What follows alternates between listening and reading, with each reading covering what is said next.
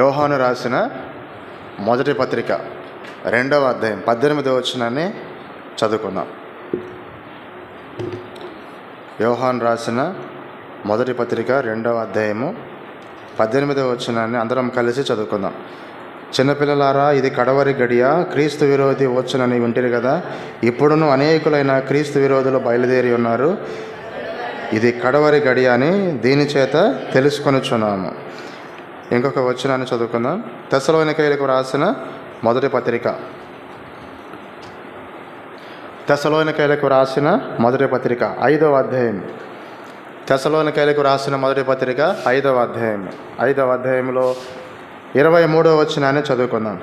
సమాధానకర్తయగు దేవుడే మిమ్మను సంపూర్ణముగా పరిశుద్ధపరచునుగాక, మీ ఆత్మయు జీవమును శరీరమును మన ప్రభు అయిన యేసుక్రీస్తు రాకడయందు నిందారహితంగాను సంపూర్ణంగాను ఉండినట్లు కాపాడబడునుగాక. చదవబడిన వాక్య భాగాలను ప్రేమగల ప్రభు మనందరి కోసమై ఆశీర్వదించునుగాక. మనము గత దినాల నుంచి ప్రత్యేకమైన కూడికలను ఉద్దేశించి మనము ఈ శీర్షికను ఆధారం చేసుకొని, ఈ అంశంను ఆధారం చేసుకొని దేవుని యొక్క వాక్యాన్ని మనం అనేక రకాలుగా ధ్యానించుకుంటూ వస్తుంటున్నాం. చిన్నపిల్లలారా, ఇది కడవరి గడియ, క్రీస్తు విరోధి వచ్చునని వింటిరి కదా. ఇప్పుడు అనేకులైన క్రీస్తు విరోధులు బయలుదేరి ఉన్నారు. ఇది కడవరి గడియ అని దీని చేత తెలుసుకొనుచున్నాము. క్రీస్తు విరోధులు చాలామంది ఆ కాలంలో వ్రాయబడిన ఈ పత్రిక వ్రాయబడిన ఆ కాలం నుండి చాలామంది క్రీస్తు విరోధులు వచ్చారు. వారు మనుషులే కాబట్టి చనిపోయినారు. అయితే ఇప్పుడు కడవరి గడి అని చెప్పబట్టి ఇప్పటికీ దాదాపుగా 2000 సంవత్సరాలు పైచిలకు అయిపోయింది. కాబట్టి ఇంకా మనము చాలా తీక్ష్ణమైన చివరి ఎడ్జ్లో కాలంలో మనము ఉన్నామని దీన్ని బట్టి మనము తెలుసుకోవచ్చు. కాబట్టి ప్రభు ఏ సమయంలోనైనా రావచ్చు. దానికి సంబంధించినటువంటి సూచనలు అనేక తరాల వారిలో నెరవేరినాయి. మన తరము కాలంలో కూడా నెరవేర్చబడుతూనే ఉన్నాయి. కాబట్టి మనం ఒక తలంపు మాత్రం కలిగి ఉండకూడదు. ఆది అపోస్తులే యేసు ప్రభు రాకడ కొరకు ఎదురు చూశారు. వారి కాలంలోనే ప్రభు రాలేదు, నా కాలంలో ఏమొస్తాడులే అని మనం అలాంటి తలంపు మనం కలిగి ఉండకూడదు.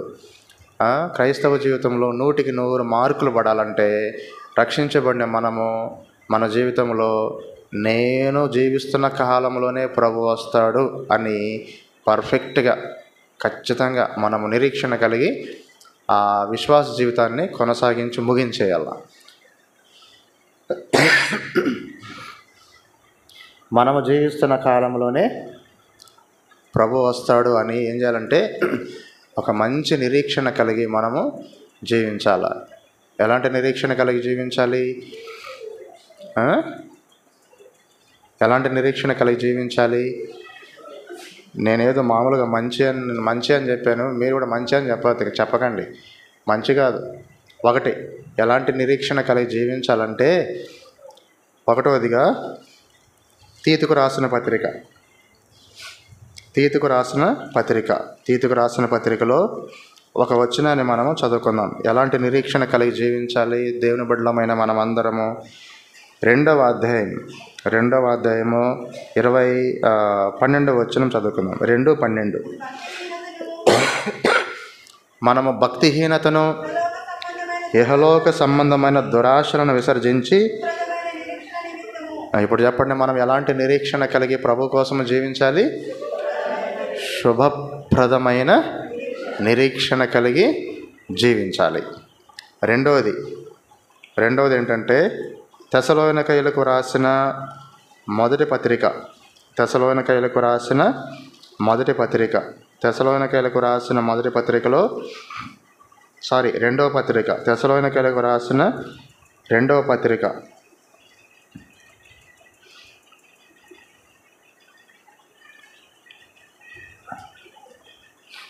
2వ అధ్యాయం 16వ వచనం చదువుకుందాం. మన ప్రభువైన యేసుక్రీస్తును మనల్ని ప్రేమించి కృపచేత నిత్యమైన ఆదరణయు శుభ నిరీక్షణయు. మన ప్రభు కోసం మనం ఎలాంటి నిరీక్షణ కలిగి ఉండాలి? శుభ నిరీక్షణ. ఇందాకేం చెప్పుకున్నా? శుభప్రదమైన నిరీక్షణ. ఇప్పుడేం చెప్పుకున్నాం? శుభ నిరీక్షణ అని చెప్పుకున్నాం. కొలస్సీ పత్రిక, కొలస్సీలకు రాసిన పత్రిక 1వ అధ్యాయం 3వ వచనం. పరలోకమందు చాలండి. ఎలాంటి నిరీక్షణ కలిగి ప్రభు కోసం జీవించాలి? పరలోకమందు ఉంచబడిన నిరీక్షణ. దాని పేరు చాలా బాగుంది. 1వది శుభప్రదమైన నిరీక్షణ, 2వది శుభ నిరీక్షణ, 3వది పరలోకమందు ఉంచబడిన నిరీక్షణ, 4వది పేతురు రాసిన మొదటి పత్రిక, పేతురు రాసిన మొదటి పత్రిక 1వ అధ్యాయము.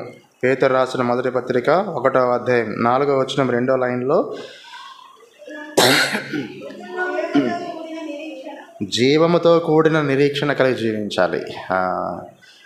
మనం ప్రభు బిడ్డలమైన మనం అందరం కూడా మనలో ఎలాంటి నిరీక్షణ కలిగి ఉండాలి?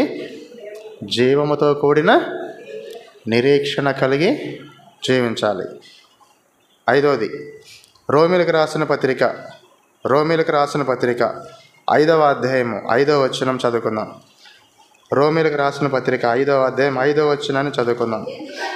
ఎందుకనగా ఈ నిరీక్షణ మనలను సిగ్గుపరచదు. కాబట్టి ఎలాంటి నిరీక్షణ అంట మనది? సిగ్గుపరచని నిరీక్షణ. 6వదిగా హెబ్రీ పత్రిక 6వ అధ్యాయము 19వ వచనం చదువుకుందాం. హెబ్రీలకు రాసిన పత్రిక 6వ అధ్యాయం 19వ వచనం చదువుకుందాం. ఈ నిరీక్షణ నిశ్చలమును స్థిరమునై మన ఆత్మకు లంగరు వంటి నిరీక్షణ. చెప్పండి, ఎలాంటి నిరీక్షణ దేవుని బిడ్డలది? లంగరు వంటి నిరీక్షణ. లంగర్ అంటే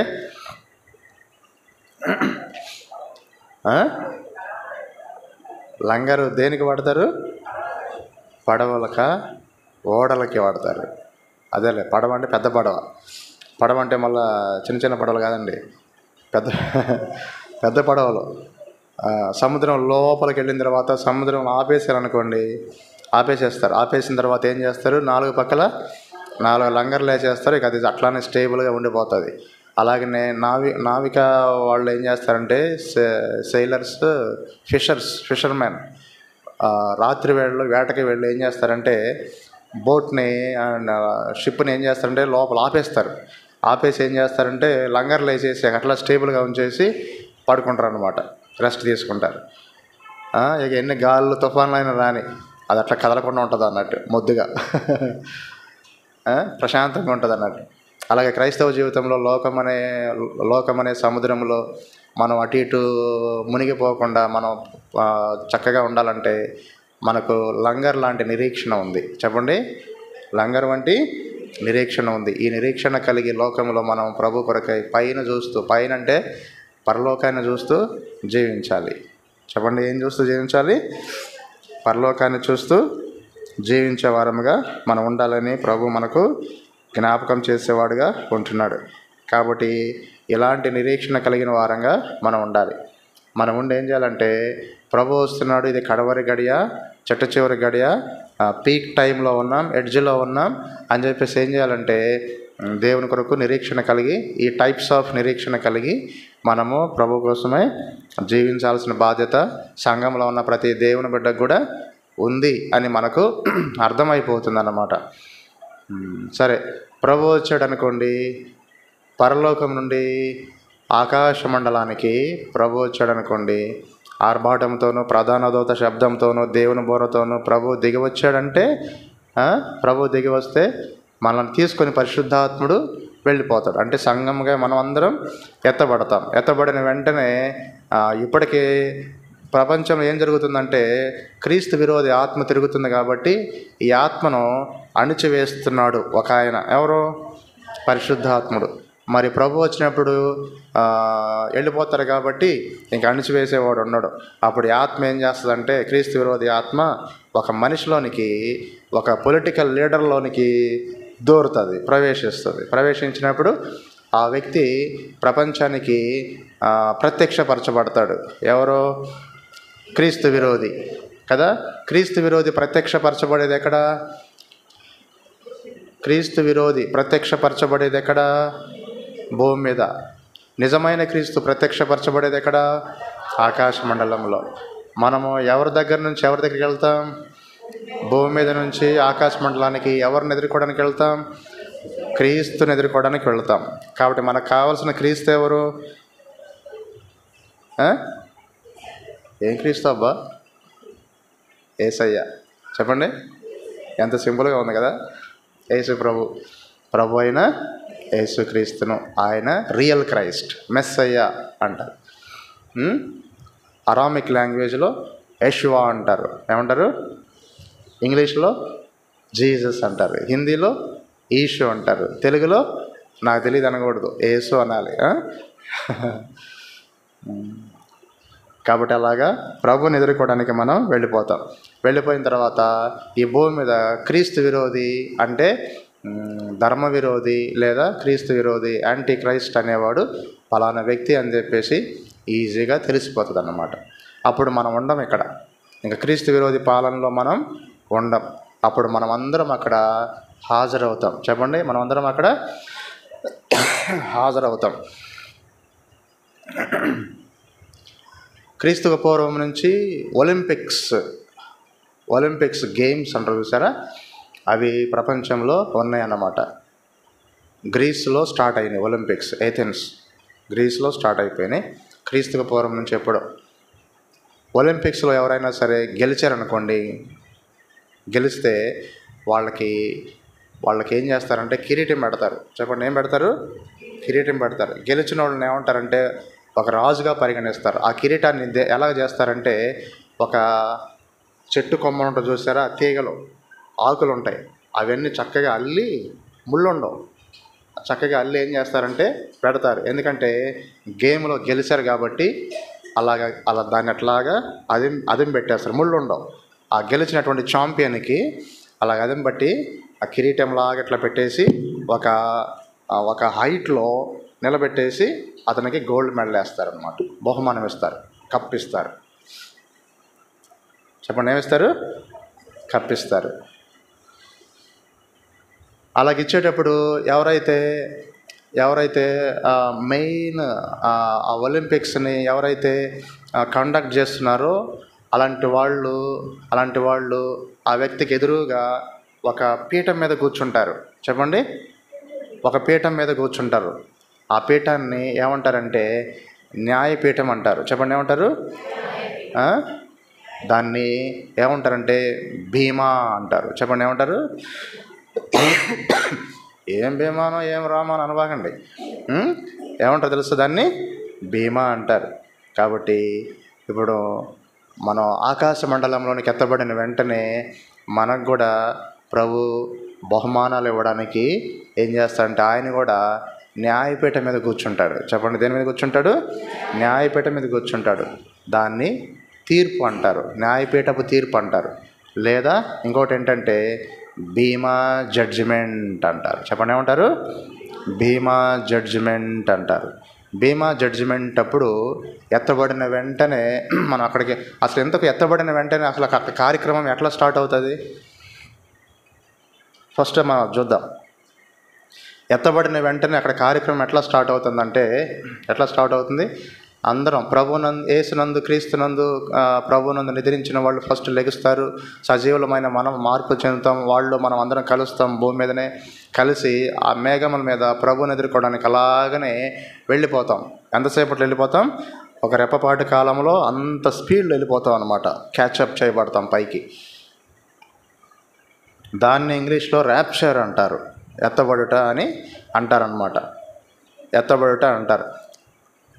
కాబట్టి యేసులో క్రీస్తులో ప్రభులో మాత్రమే కాకుండా యేసు ప్రభు ఈ లోకానికి శరీరధారిగా రాకముందు కూడా భక్తులు ఉన్నారు. వాళ్ళు ఏం భక్తులు? పాత నిబంధన భక్తులు. చెప్పండి, ఏం భక్తులు? పాత నిబంధన భక్తులు. వాళ్ళు కూడా లెగుస్తారు, వారు కూడా లెగుస్తారు, వాళ్ళు కూడా లెగుస్తారు. వాళ్ళు మనం అందరం కలిసి మేఘంలో మీద ప్రభుని ఎదుర్కోవడానికి వెళ్ళిపోతాం.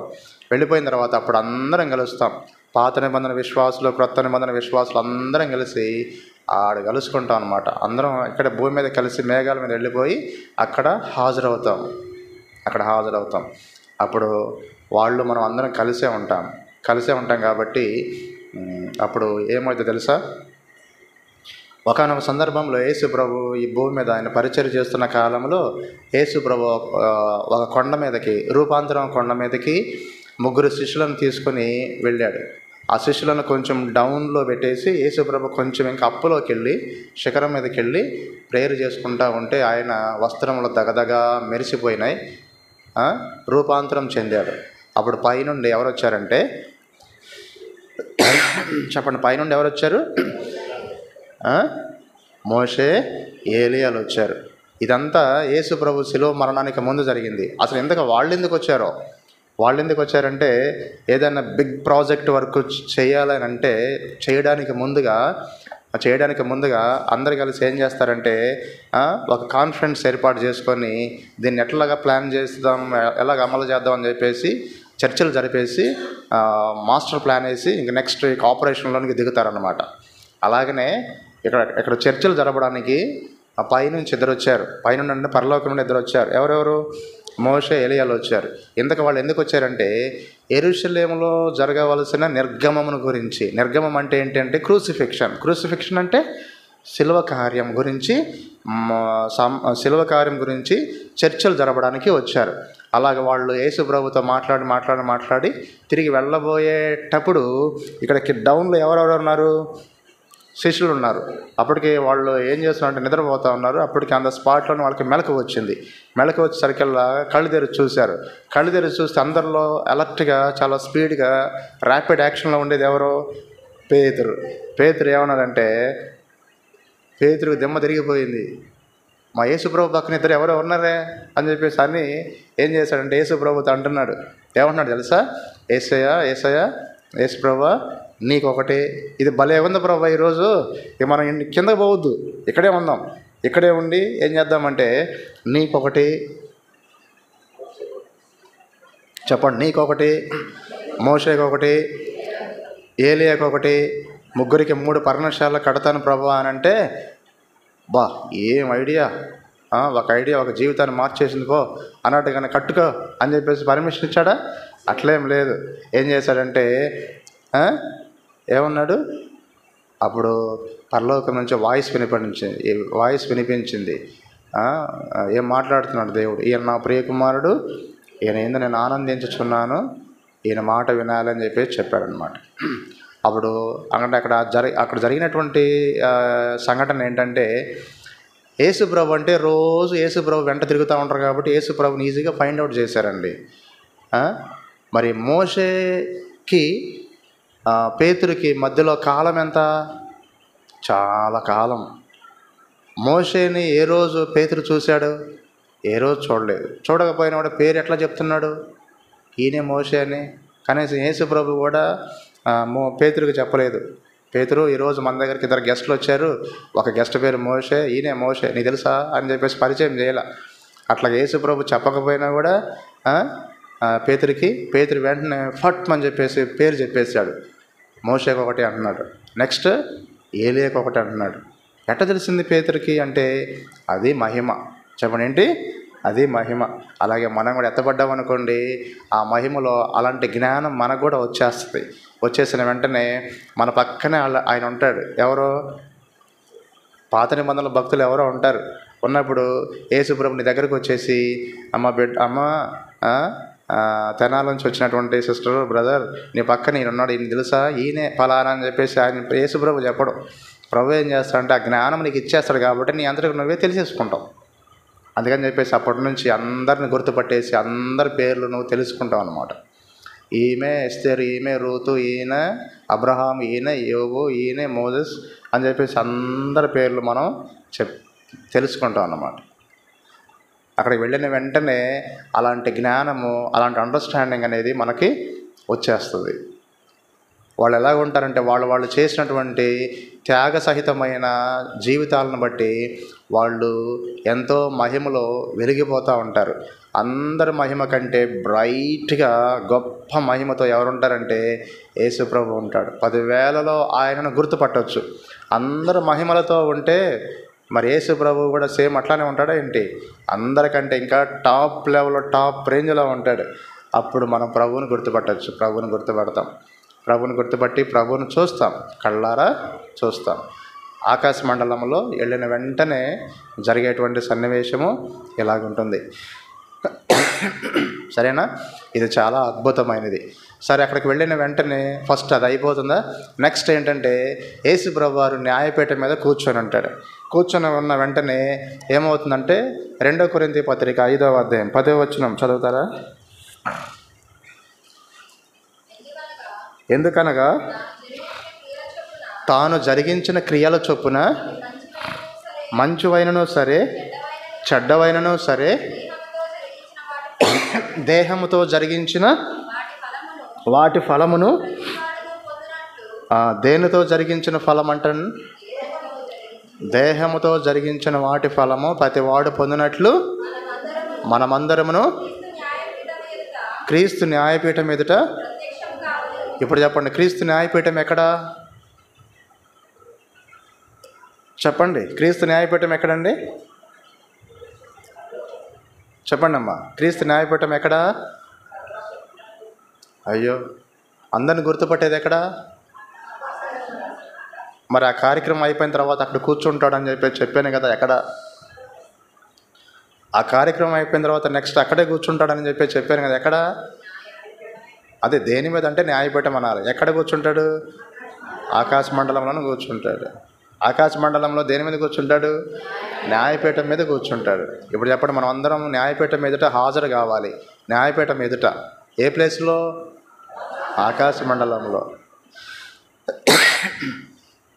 అందరం వరుసగా నిలబడాలి. విశ్వాసులే ఉంటారా? అవిశ్వాసులు కూడా ఉంటారా? విశ్వాసులే ఉంటారు.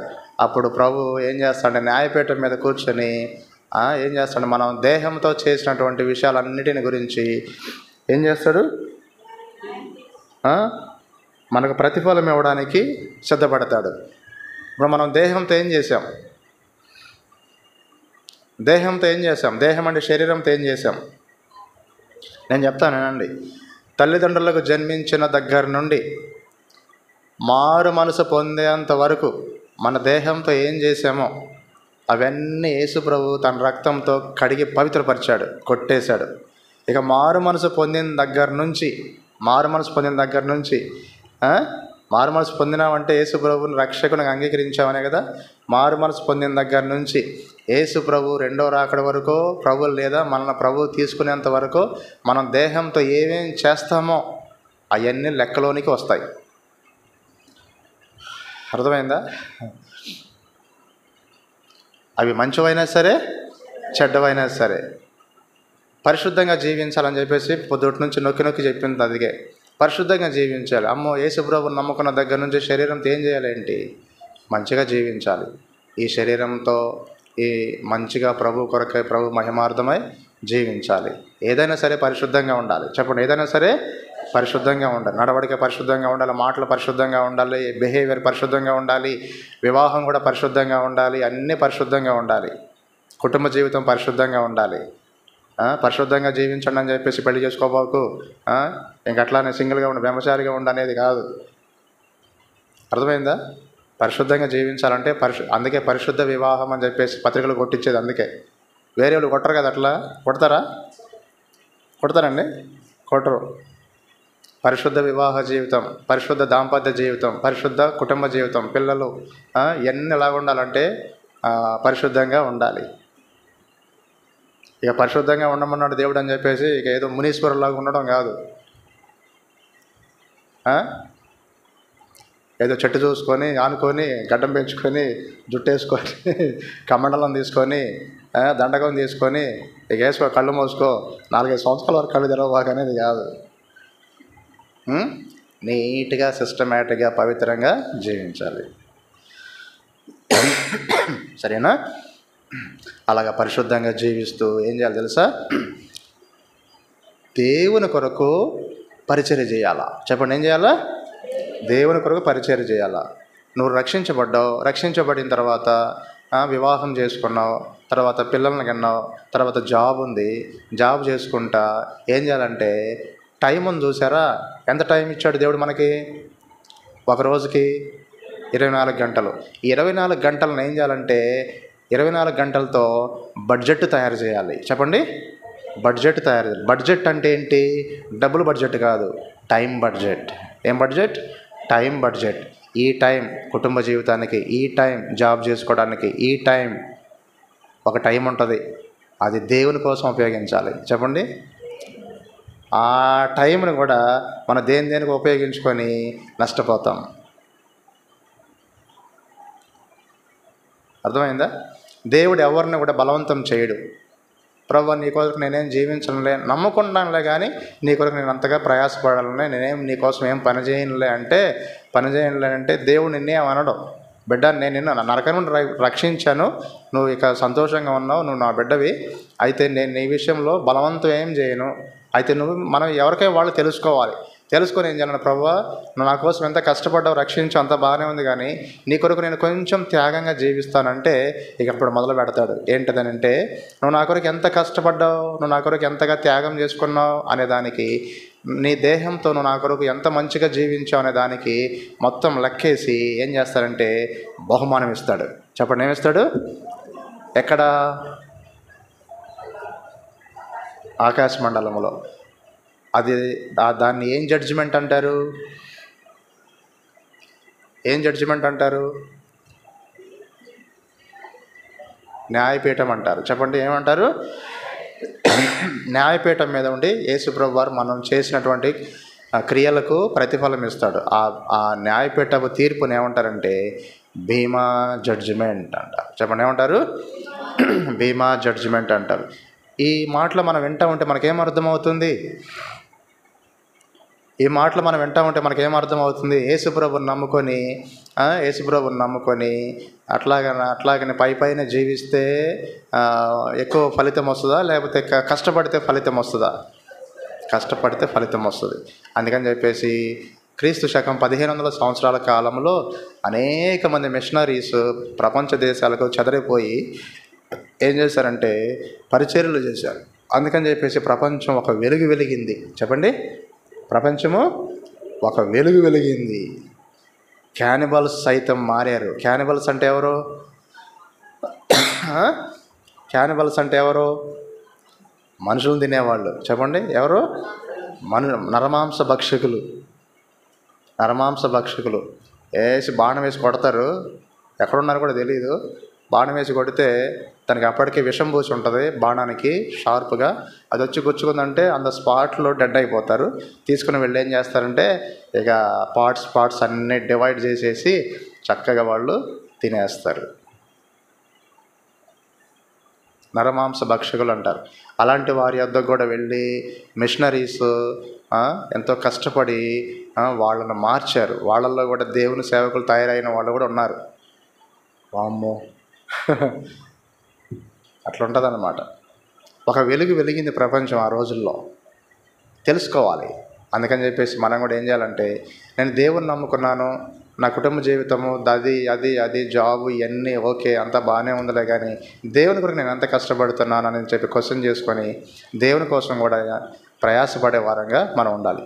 ఆత్మలు సంపాదించి దేవుని మందిరాన్ని తీసుకొని రావడం, తర్వాత దేవుని బిడ్డలకు మంచిగా క్షేమకరమైన పరిచర్య కూడా చేసేటట్లుగా మనల్ని మనము సిద్ధపరచుకోవాలి. అలా చేస్తే ప్రభు మనకు బహుమానం ఇస్తాడు. ఎక్కడ ఇస్తాడు? ఆకాశ మండలంలో. దేని మీద కూర్చొని ఇస్తాడు?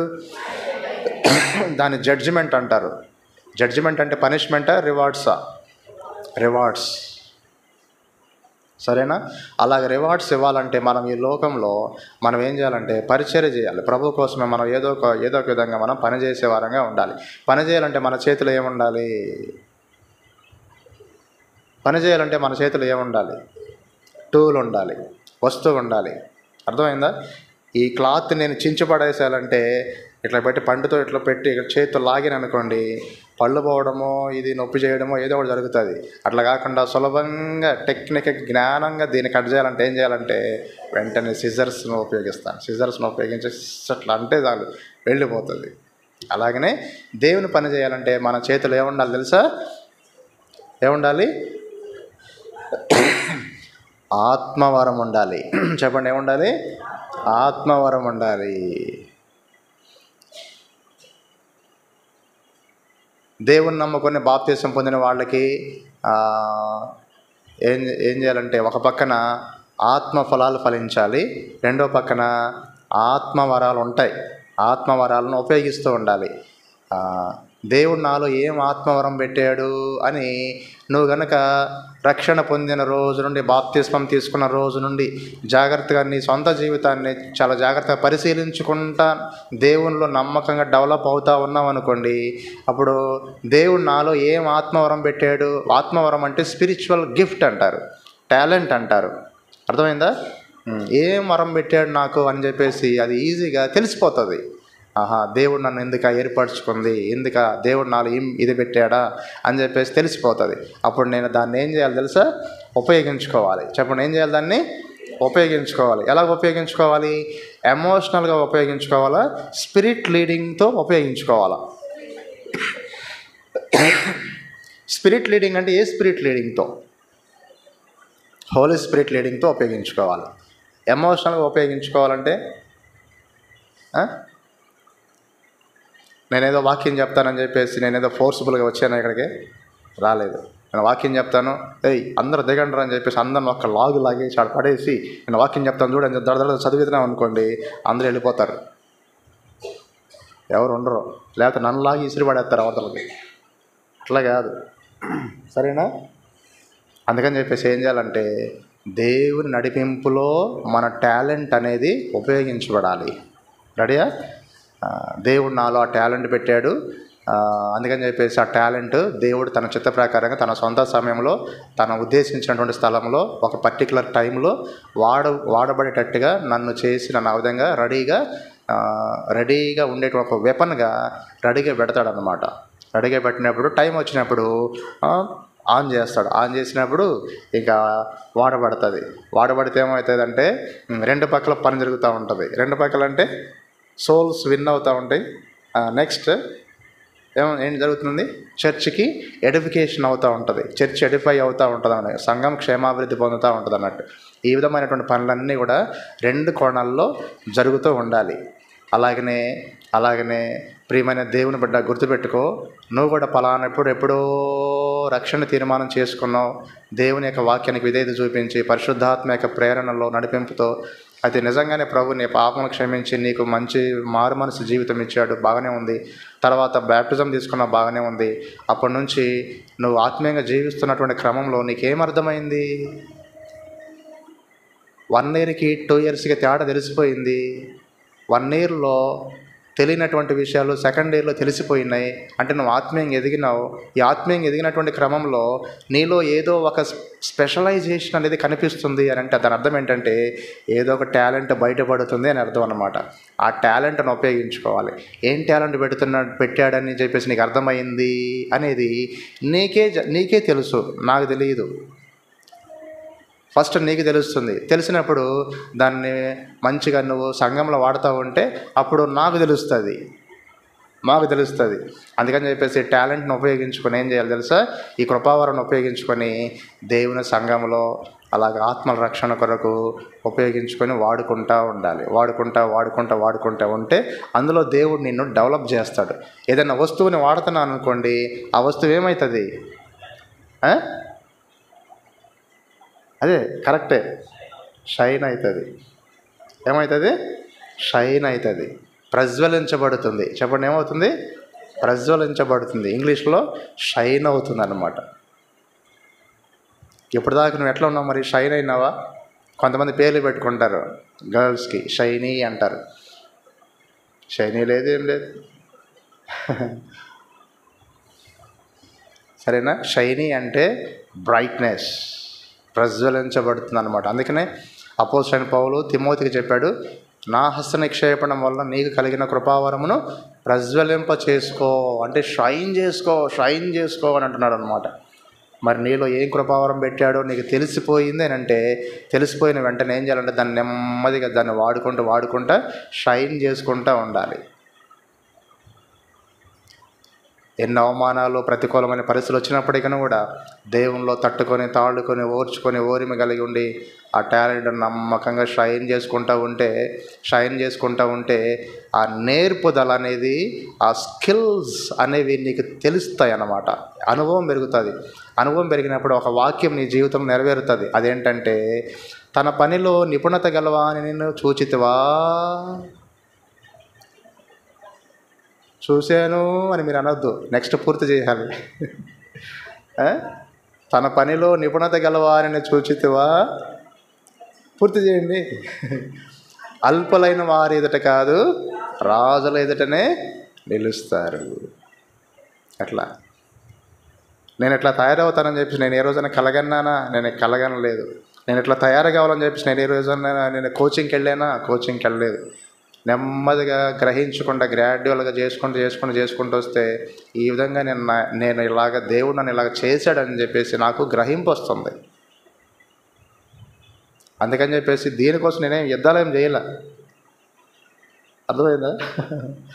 అలాగా దేవుడు నిన్ను కూడా ఏదో ఒక పాత్రగా నేను చేయాలని చెప్పేసి దేవుడు కోరుకుంటా ఉన్నాడు. కానీ నువ్వేమో షైన్గా మారేదానికి బదులుగా దానికి గుడ్డ చుట్టేసి ఎక్కడో పెట్టేసావు, దాని క్లాత్ చుట్టేసి ఎక్కడో షెల్ఫ్లో పెట్టేస్తుంది. ఎక్కడ షైన్ అవుతుంది చెప్పండి? అలా కాదు. బ్రైట్గా ఉండాలంటే అది ఎప్పుడు వాడబడుతూనే ఉండాలి.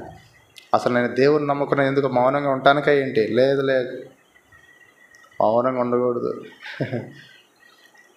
అట్లా నువ్వు ప్రపంచం యొక్క నువ్వు దేవుడు నిన్ను ఒక దీపంగా వెలిగించి దీపస్తంభం మీద పెట్టబడాలా, లేకపోతే బెడ్డ కింద పెట్టాలా? దీపస్తంభం మీద పెట్టాలి. అలాగనే నిన్ను ఒక వెలుగులోనికి ఒక మంచి ఉన్నతమైన ప్లాట్ఫామ్ మీద తీసుకొచ్చి పెట్టాలని దేవుడు కోరుకున్నాడు. అలాగనే మనం ఏం చేయాలంటే, దేవుడు మనకి ఇచ్చిన కృపావరాలు ఉంటాయి చూసారా? ఏం కృపావరమైనా సరే, అర్థమైందా? స్వార్థ చెప్పడము, తర్వాత ఎన్నో కృపావరాలు అనేవి నానా విధాలుగా ఉంటాయి. చెప్పండి, కృపావరాలు ఆత్మ సంబంధమైన వరములు అనేవి ఎలాగుంటాయి? నానా విధములుగా ఉంటాయి అన్నట్టు. అందుకని చెప్పేసి గుర్తుపెట్టుకోండి, ఎవరైనా మారుమనసు పొంది బ్యాప్టిజం చేసుకుని హస్తనిక్షేపణ చేయబడ్డారంటే ఖచ్చితంగా ఆ వ్యక్తిలో కృపావరం స్టార్ట్ అయిపోయింది అంతే, ఖచ్చితంగా అంతే, నమ్మేసేయాలి. కాకపోతే లోటుపాట్లు ఎక్కడ అంటే, ఆ బాప్తిసం తీసుకొని హస్తనిక్షేపణ చేయించుకున్న వ్యక్తి సరిగా ఎరగట్లేదంటే ఆ వ్యక్తి యొక్క ఆత్మీయ జీవితము సరిగా జీవించట్లేదు.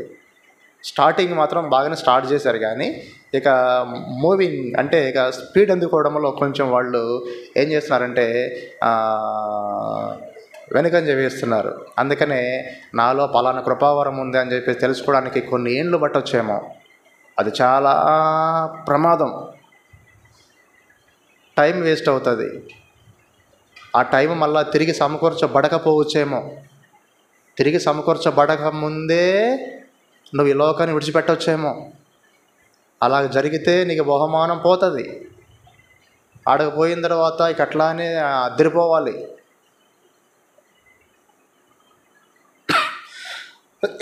అందుకని చెప్పేసి ఇప్పటికైనా మించిపోయింది ఏమి లేదు. నీ వయసు ఎంత ఉన్నా సరే మిగిలినటువంటి శేష జీవితంలో ఈ కడవరి గడియలో ప్రభు కోసము నమ్మకంగా జీవించాల్సిన విధానంలో జీవించాలి. టైం బడ్జెట్ చెప్పండి, ఏం బడ్జెట్? Time budget. ఫ్యామిలీకి ఎంత, జాబ్కి ఎంత, తర్వాత ఇంకా పిల్లల కోసం ఎంత అని చెప్పేసి అలాగ టైంని కేటాయించుకొని, దేవుడు అందరి విషయంలో పక్షపాతి కాడు, న్యాయవంతుడు కాబట్టి అందరికీ కొలిసి 24 hours ఇచ్చాడు. కాబట్టి నాకు టైం లేదు బ్రదర్ అని ఇలాంటి కహానీలు ఏం చెప్పకుండా ఏం చేయాలంటే దేవుని కొరకు కష్టపడాలి. కష్టపడదామా దేవుని కొరకు? అంటే కష్టపడమని చెప్పేసి నువ్వు నిజాలు చెప్పించుకోవడానికైనా సాయంకాలం సమయంలో కూర్చుంది అనుకోకూడదు. కష్టపడాలి. నువ్వు ఎంత కష్టపడతావో ఆ బీమా జడ్జిమెంట్లో న్యాయపీఠం ఎదుట నువ్వు దేహంతో చేసిన దానికి దేవుడు అంత ప్రతిఫలం ఇస్తాడు. సరేనా? అందుకని చెప్పేసి ఇంకా ప్రభు రాలేదు కాబట్టి, ప్రభు వస్తాడు, ఖచ్చితంగా వస్తాడు కాబట్టి, ఇంకా క్రీస్తు విరోధి యొక్క ఆత్మ తిరుగుతుంది కాబట్టి, క్రీస్తు విరోధి ఎవడో బయలుపరచబడతాడు కాబట్టి, ప్రభు వచ్చినప్పుడు సంఘం ఎత్తబడుతుంది, పరిశుద్ధాత్ముడు సంఘాన్ని తీసుకుని వెళ్ళిపోతాడు కాబట్టి, అప్పటి వరకు మనం ఏం చేయాలంటే, మనం ఈ యొక్క ఇది ఉంది చూసారా, ఇదంతా ఏంటంటే బయటికి కనిపించేటువంటి శరీరం. చెప్పండి, ఏంటిది? బయటికి కనిపించేటువంటి శరీరం. ఇంకా లోపల కనుక వెళుతున్నాం అనుకోండి, ఏముంటుందంటే జీవం ఉంటుంది. చెప్పండి, ఏముంటుంది? జీవం ఉంటుంది. జీవానికి ఏం పేరంటే రక్తం. రక్తానికి ఏం పేరంటే ప్రాణము, రక్తము, జీవం అన్నా కూడా ఒకటే. ఫస్ట్ శరీరము, నెక్స్ట్ జీవము, ఇంకా లోపట ఏముంటుంది? ఆత్మ ఉంటుంది, మళ్ళీ ప్రాణం అంటారు. మూడే ఉంటాయి. ఇది మనిషి యొక్క త్రిత్వం. చెప్పండి, ఏంటి? మనిషి యొక్క త్రిత్వం చెప్పండి. ఒకటి శరీరము, మూడోది అంతే. జీవానికి ఇంకో పేరేం పేరు? ప్రాణానికి ఇంకో పేరేం పేరు? రక్తం. అయిపోయా. సరేనా? లేదు, రోజు వాడుకునే పదాలే వాడదాం. కింద నుంచి పైకి పోతే శరీరము, ప్రాణము, ఆత్మ. శరీరము, ప్రాణము, ఆత్మ. నేను ఒక ప్రశ్న వేస్తాను, చెప్పండి. ఈ మూడింట్లో కామన్గా ఏ మనిషి అయినా సరే, ఎక్కువగా దేని గురించి పట్టించుకుంటారు? వామ్మో, అంత ఈజీగా చెప్పేసారేంటి? అవును, జరిగే సత్యమే కదా, జగమెరిగిన సత్యం. దీన్ని యూనివర్సల్ ట్రూత్ అంటారు. అంతే కదా. శరీరం గురించి పట్టించుకుంటారు. శరీరం గురించి పట్టించుకునే క్రమంలో శరీరానికి ఏమేం కావాలని చెప్పేసి కోరుకుంటారు. శరీరానికి జలుబు చేయకూడదు, శరీరంలోంచి దగ్గులు రాకూడదు, శరీరం ఆరోగ్యంగా ఉండాలి. ఇంకా చెప్పండి, నేను కొన్నే చెప్పాను, చాలా ఉన్నాయి, మీకు చెప్పట్లేదు. చెప్తే నేను ఎక్కడ బుక్ అయిపోతానని చెప్పేసి మీరు అనుకుంటున్నారు. చెప్పండి, కొన్ని చెప్పండి. శరీరాన్ని ఎక్కువ పట్టించుకుంటారు కాబట్టి మన శరీరం ఎలాగ ఉండాలని చెప్పేసి కోరుకుంటారు. ఆరోగ్యంగా ఉండాలని కోరుకుంటారు. మనోళ్ళు అయితే ఇంకా సాయంకాలం అవుతుందంటే జిమ్కి వెళ్ళాలని కోరుకుంటారు. ఎందుకంటే 6 ప్యాక్ రాగిందే వాళ్ళు మనసు నిద్ర పట్టదు వాళ్ళకి. ఇంకా ఈ శరీరాన్ని మంచి ఆహారంతో పోషించుకోవాలి. ఈ శరీరానికి మంచి మంచి బట్టలు వేసి ఏం చేయాలి? గందరగోళం చేయాలి. తర్వాత ఇంకేం చేయాలి? శరీరాన్ని చెప్పండి, ఏం చేయాలి? ఇంక చాలు, ఇంక అవద్దు. నెక్స్ట్ ప్రాణం. చెప్పండి, ఏంటి? ప్రాణం. ఫస్ట్ ఈ మూడింట్లో దేని గురించి ఎక్కువ పట్టించుకుంటారు? శరీరం గురించి పట్టించుకుంటారు. తర్వాత దేని గురించి పట్టించుకుంటారు? ప్రాణం గురించి పట్టించుకుంటారు. అమ్మయ్యా, ఇప్పుడు నా ప్రాణం హాయిగా ఉంది అంటారు. ఎప్పుడు? ఏ కండిషన్లు అంటారు? ఇప్పుడు నా ప్రాణం హాయిగా ఉందమ్మా.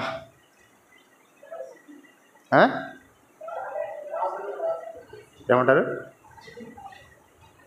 చెప్పండి. ఏదైనా బాధల్లో నుంచి విడిపించబడ్డామనుకోండి, భారం పోయిందనుకోండి, అప్పుడు దేని గురించి మాట్లాడతాం? అబ్బా, ఇప్పుడు నా బాడీ భలే ఉంది అంటామా? నా ప్రాణం హాయిగా ఉంది అంటామా? నా ప్రాణం హాయిగా ఉందంటాం. ఆత్మల గురించి పట్టించుకోరు, జీరో. చెప్పండి, ఆత్మల గురించి పట్టించుకోరు, జీరో. ఈ టైంలో నేను మీకు అర్థం కావడానికి ఒక చిన్న కథ చెప్తా. అంటే కాన్సెప్ట్ అర్థం కావడానికి, అది నిజంగా జరిగింది అనేది కాదు, అర్థం కావడానికి, కాన్సెప్ట్ అర్థం కావడానికి, సబ్జెక్ట్ అర్థం కావడానికి ఒక చిన్న కథ చెప్తా. ఏం లేదు, సైతానుడు ఏం చేస్తుంటే పాతాళంలో ఒక మీటింగ్ పెట్టాడు. మీటింగ్ పెడితే ప్రపంచంలో ఉన్న దయ్యాలన్నింటినీ పిలిచి ఒక పెద్ద కాన్ఫరెన్స్, ఒక మీటింగ్ పెట్టాడు అన్నమాట. మీటింగ్ పెట్టేసి వీడు స్టేజ్ మీద నిలబడేసి వరుసగా దయ్యాలన్నింటినీ కూర్చోబెట్టి ఏం చేశాడంటే ఒక్కొక్క దయ్యాన్ని అడుగుతున్నాడు. ఏమని అడుగుతున్నాడంటే, ఒక దయ్యాన్ని లేపి, ఏం దయ్యమా, నువ్వు ఏ దేశంలో ఉన్నావు, ఎక్కడ సంచరిస్తున్నావు, ఏం చేస్తున్నావు చెప్పు అని అంటే, అది లేచి చెప్పింది, నేను పలానా చోట సంచారం చేస్తూ ఉన్నాను. నేనేం చేసింది తెలుసా? కొంతమంది క్రైస్తవులు ఉన్నారు, ఆ క్రైస్తవులు ఆదివారం చర్చికి వెళ్తూ ఉన్నారు. ఒక అడవిలో గుండా పోవాలి. వాళ్ళు పోతా ఉంటే నేను వాళ్ళ మీదకి క్రూర జంతువులను ఉసిగొలిపాను. అవి పోయి దయా దాక్షిణ్యం లేకుండా వాళ్ళని చీల్చి చెండాడి చంపేసినాయి. నేను చేసింది మంచిదే కదా అని అంటే, అప్పుడు సాతాను ఏం చేసిన వాడిని బాగా తిట్టి కూర్చోబెట్టాడు. నువ్వు చేసింది మంచిది అనుకున్నావా? కాదు కాదు. వాళ్ళు ఏదో చనిపోయినారనుకున్నావా? కాదు కాదు. ఇందాక 6 రకాల నిరీక్షణ పేర్లు చెప్పాం కదా, అలాంటి నిరీక్షణతో వాళ్ళు చనిపోయినారు, ఈ లోకాన్ని విడిచిపెట్టారు. వాళ్ళు చావలేదు, దేవుని దగ్గర ఉన్నారు. అలాంటి పని ఎప్పుడు చేయబా, కూర్చో అన్నాడు. అమ్మో. ఇంకొకరిని లేపడిగితే వాడు కూడా సేమ్ ఇదే టైపులో ఆన్సర్ చేశాడు. ఏం లేదు, చాలామంది క్రిస్టియన్స్ దేవుని నమ్ముకున్న వాళ్ళు షిప్లో వేరే దేశానికి వెళ్తూ ఉన్నారు. వాళ్ళ మీద నేను బాగా కోపంతో తుఫాన్ రేపితే షిప్ మునిగిపోయింది. నేను చేసింది మంచిదే కదా అని అంటే, లేదు వాళ్ళు ఏదో చనిపోయినారని చెప్పేసి నువ్వు అనుకున్నా, వాళ్ళు చావలేదు. వాళ్ళు ఈ లోకాన్ని విడిచిపెట్టేసి వెళ్ళిపోయినారు, దేవుని దగ్గర ఉన్నారు. నువ్వు వాళ్ళని పని ఎప్పుడు చేయవా, కూర్చో అని చెప్పాడంట. ఇక అందరూ అదే జవాబులు. అందరికి తిట్లు పడ్డాయి. లాస్ట్లో ఒకడుంటే, నువ్వేం చేస్తున్నావు చెప్పు అంటే, వాడు ఏం చేస్తాడు, డిఫరెంట్గా జవాబు చెప్పాడు. ఏంటంటే ఒక దయ్యం ఏం డిఫరెంట్గా జవాబు చెప్పిందంటే, ఏం లేదు, జస్ట్ సింపుల్గా ఒకడిని పట్టుకొని అతనిలో ఆత్మ ఉంది అన్న సంగతి తెలియకుండా చేశాను, కథ అయిపోయింది పో అన్నాడు.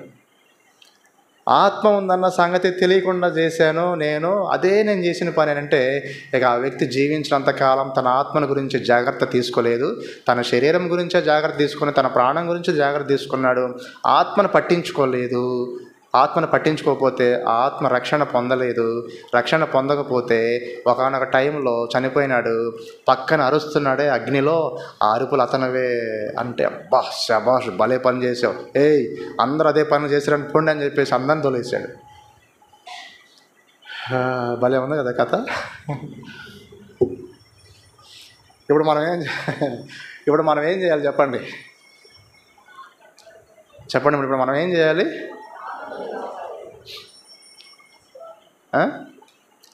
నువ్వు ఈ విధంగా కనబడుతున్నావంటే నీలో 3 ఉన్నాయని అర్థం. ఒకటోది ఏంటి? విజిబుల్గా కనిపించేదేంటి? శరీరం. ఇంటర్నల్గా ఉండేదేంటి? బ్లడ్, జీవం లేదా ప్రాణం. ఇంకా ఇన్విజిబుల్ థింగ్ ఒకటి ఉంది, అదేంటంటే ఆత్మ ఉంది. మనిషికి కనపడేది బాడీయే, లోపల ఉన్న రక్తం కానీ గాయం కాకుండానే లోపల రక్తం ఉందని చెప్పేసి అది, తర్వాత ఇంకా లోపల ఆత్మ ఉందని చెప్పేసి ఆ రెండు ఎవరు కనబడతాయి అంటే దేవుని కనబడతాయి. చెప్పండి, ఎవరు కనబడతాయి? దేవుని కనబడతాయి. లేదు, ఆ రక్తం నాకు కూడా కనబడాలంటే వాడిని పొడవాలి. అర్థమైందా? కాబట్టి మనం ఏం చేయాలంటే, శరీరాన్ని పట్టించుకుంటారు, ఇది అందరి విషయంలో ఇది నిజమే. కానీ ఆత్మను, ప్రాణం గురించి పట్టించుకుంటారు. నా ప్రాణం మంచిగా ఉండాలి, చల్లగా ఉండాలి, నీ ప్రాణం చల్లగా ఉండా అని అప్పుడప్పుడు దేవుని కాంప్లిమెంట్స్ చేస్తూ ఉంటారు చూసారా, అట్లా. తర్వాత అంతే, అక్కడ వరకు ఆగిపోతారు. కానీ దేవుడు ఏం చేస్తాడంటే, ఆత్మను గురించి పట్టించుకో బిడ్డ అంటున్నాడు. చెప్పండి, ఏం చేయమంటున్నాడు? ఆత్మను గురించి పట్టించుకో బిడ్డ అంటున్నాడు. ఇప్పుడు వెంటనే రంగంలోకి దిగి ప్రతి మనిషి, ప్రతి ఎవరైనా సరే యాక్షన్ తీసుకోవాలి. అరే, ఇప్పటిదాకా నేను నా శరీరాన్ని దాని గురించి ఎంతో పట్టించుకున్నాను, ఓకే బాగానే ఉంది, అది కరెక్టే. కానీ ప్రాణం గురించి కూడా పట్టించుకున్నాను. ప్రాణం గురించి కూడా పట్టించుకున్నప్పుడు ఆత్మని గురించి కూడా పట్టించుకోవాలని చెప్పేసి ఆ ఇంగిత జ్ఞానం కలిగి ఉండి ఏం చేయాలంటే, అప్పటి నుంచి నమ్మకంగా ఎవరైతే స్టార్ట్ చేస్తారో అస్సలు వాళ్ళకి తిరిగి ఉండదు, వాళ్ళదే పరలోకం. సరేనా?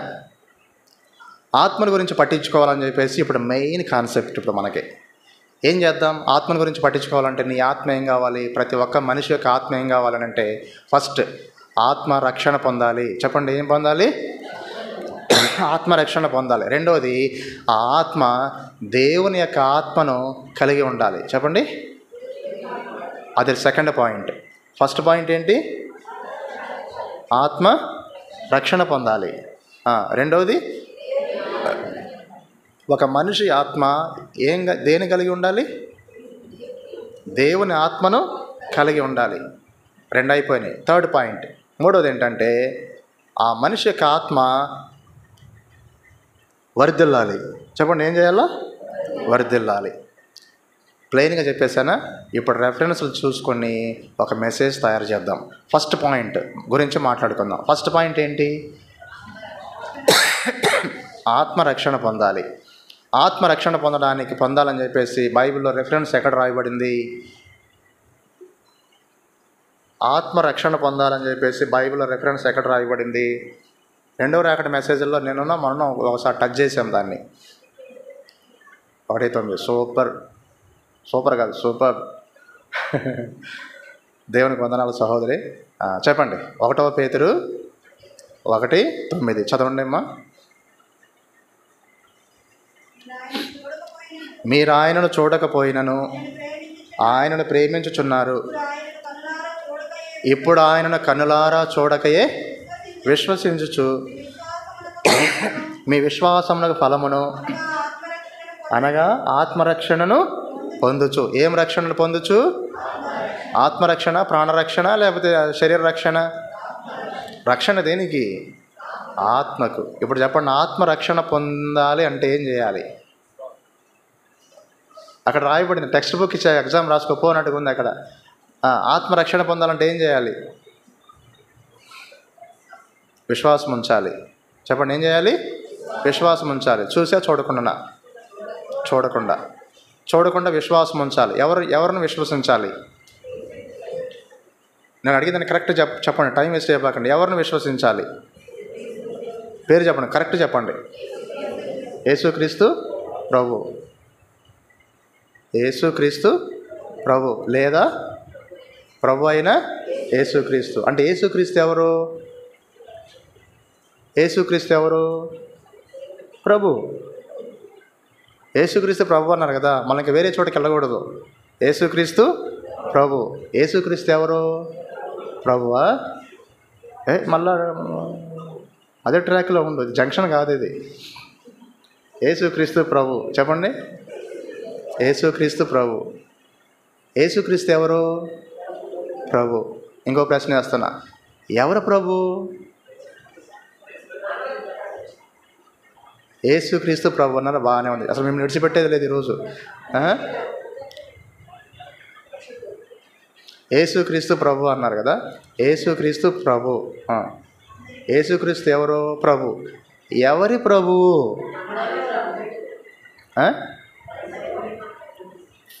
ఎవరి ప్రభు?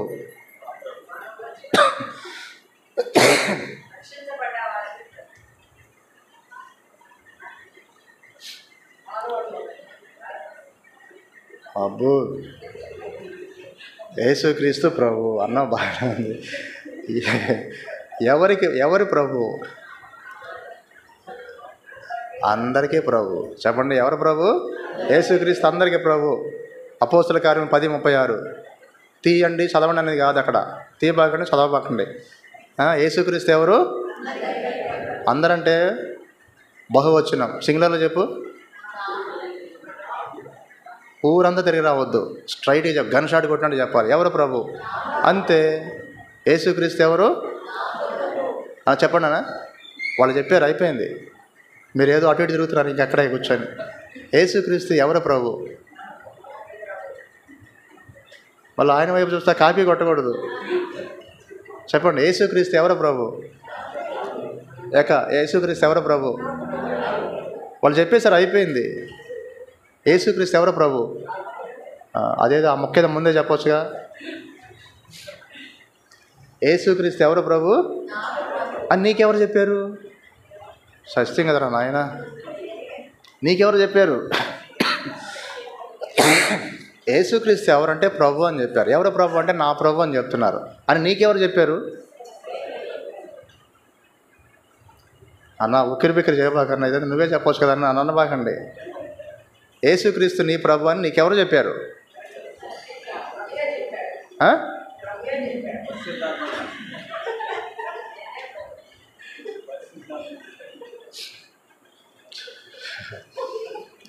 ఒకటో కొరింథీ పత్రిక 12వ అధ్యాయము 3వ వచనం చదవండి. ఇందుచేత ఇందుచేత దేవుని ఆత్మ, చదవండి, ఇందుచేత దేవుని ఆత్మ వలన మాట్లాడువాడు తప్ప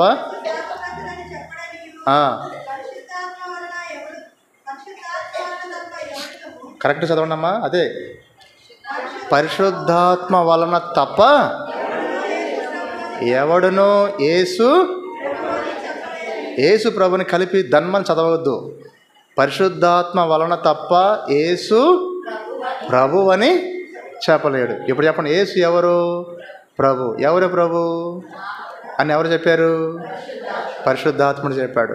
పరిశుద్ధాత్ముడు అన్న ఒకటే, ప్రభు అన్న ఒకటే. మీరు చెప్పింది కరెక్టే, కానీ అక్కడ ఉన్నది ఉన్నట్టుగా చెప్తే భలే ఉంటుంది. పర్వాలేదు, మీకు కూడా మార్కులు వేయాల్సిందే.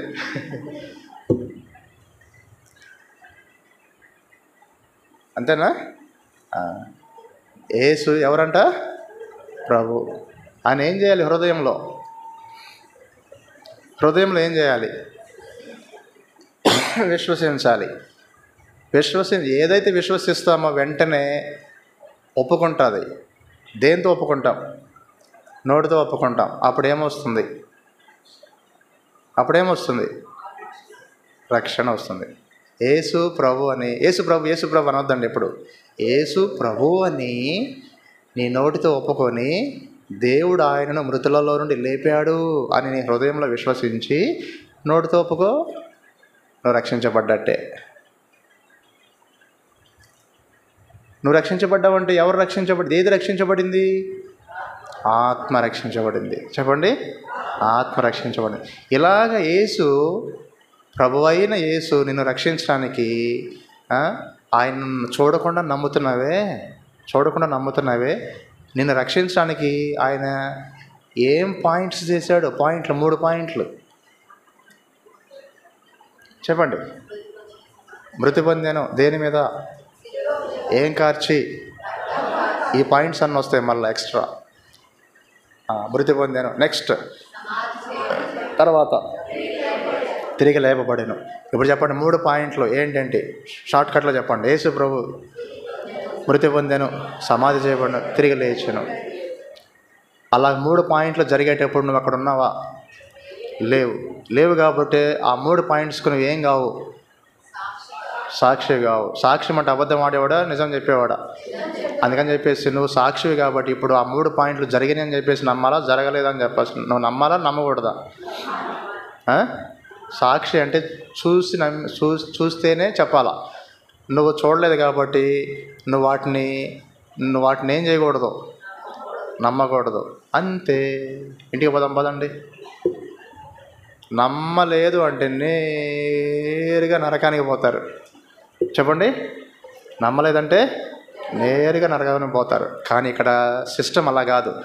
అక్కడ 3 విషయాలు జరిగినప్పుడు నేను ఆన్ ద స్పాట్లో నేను ఎక్కడ లేను. మొన్నగా నేను ఇప్పుడు పుట్టింది.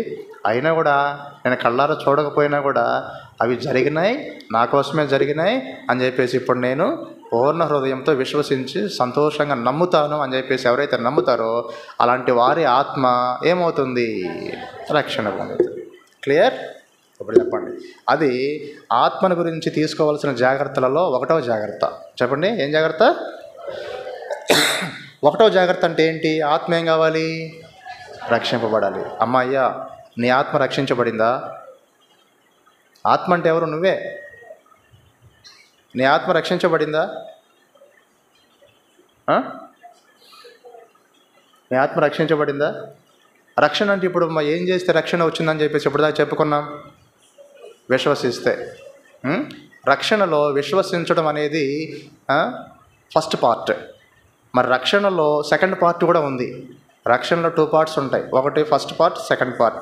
ఫస్ట్ పార్ట్ పేరు ఏం పేరంటే విశ్వసించడం. విశ్వసించినా కూడా ఏం చేయబడినట్లు లెక్క? చెప్పండి, రక్షింపబడినట్టే లెక్క. అందరితోనే ఆగకూడదు. ఇంకొక స్టెప్ ఉంది, ఇంకొక పార్ట్ ఉంది. అదేంటంటే బాప్తిస్మము. చెప్పండి, ఏంటి? బాప్తిస్మము. మీకు అర్థమయ్యేటట్టు చెప్పనా? ఒక మెయిన్ హెడ్డింగ్ ఉంది. ఆ హెడ్డింగ్ పేరు ఏం పేరు తెలుసా? ఇంటర్మీడియట్. చెప్పండి, ఏం పేరు?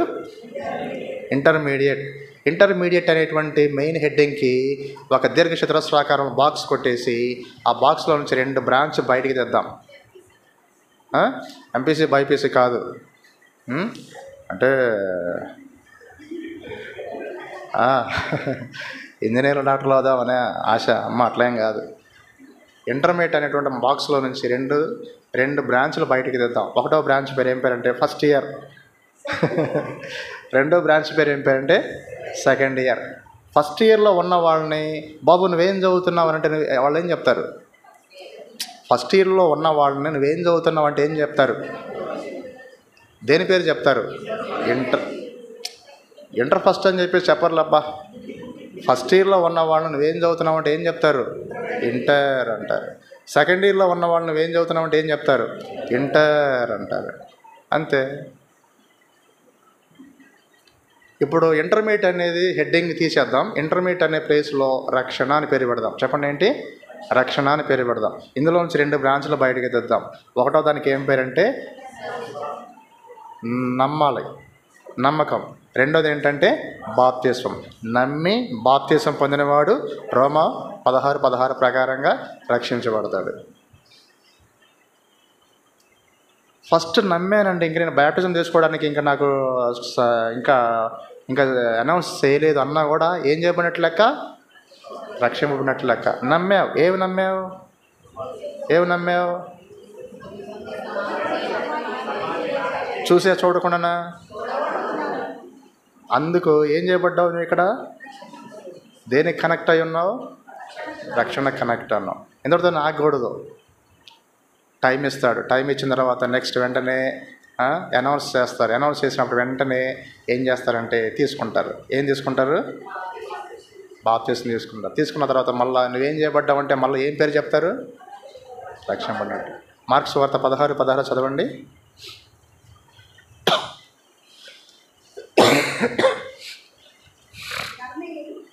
నమ్మి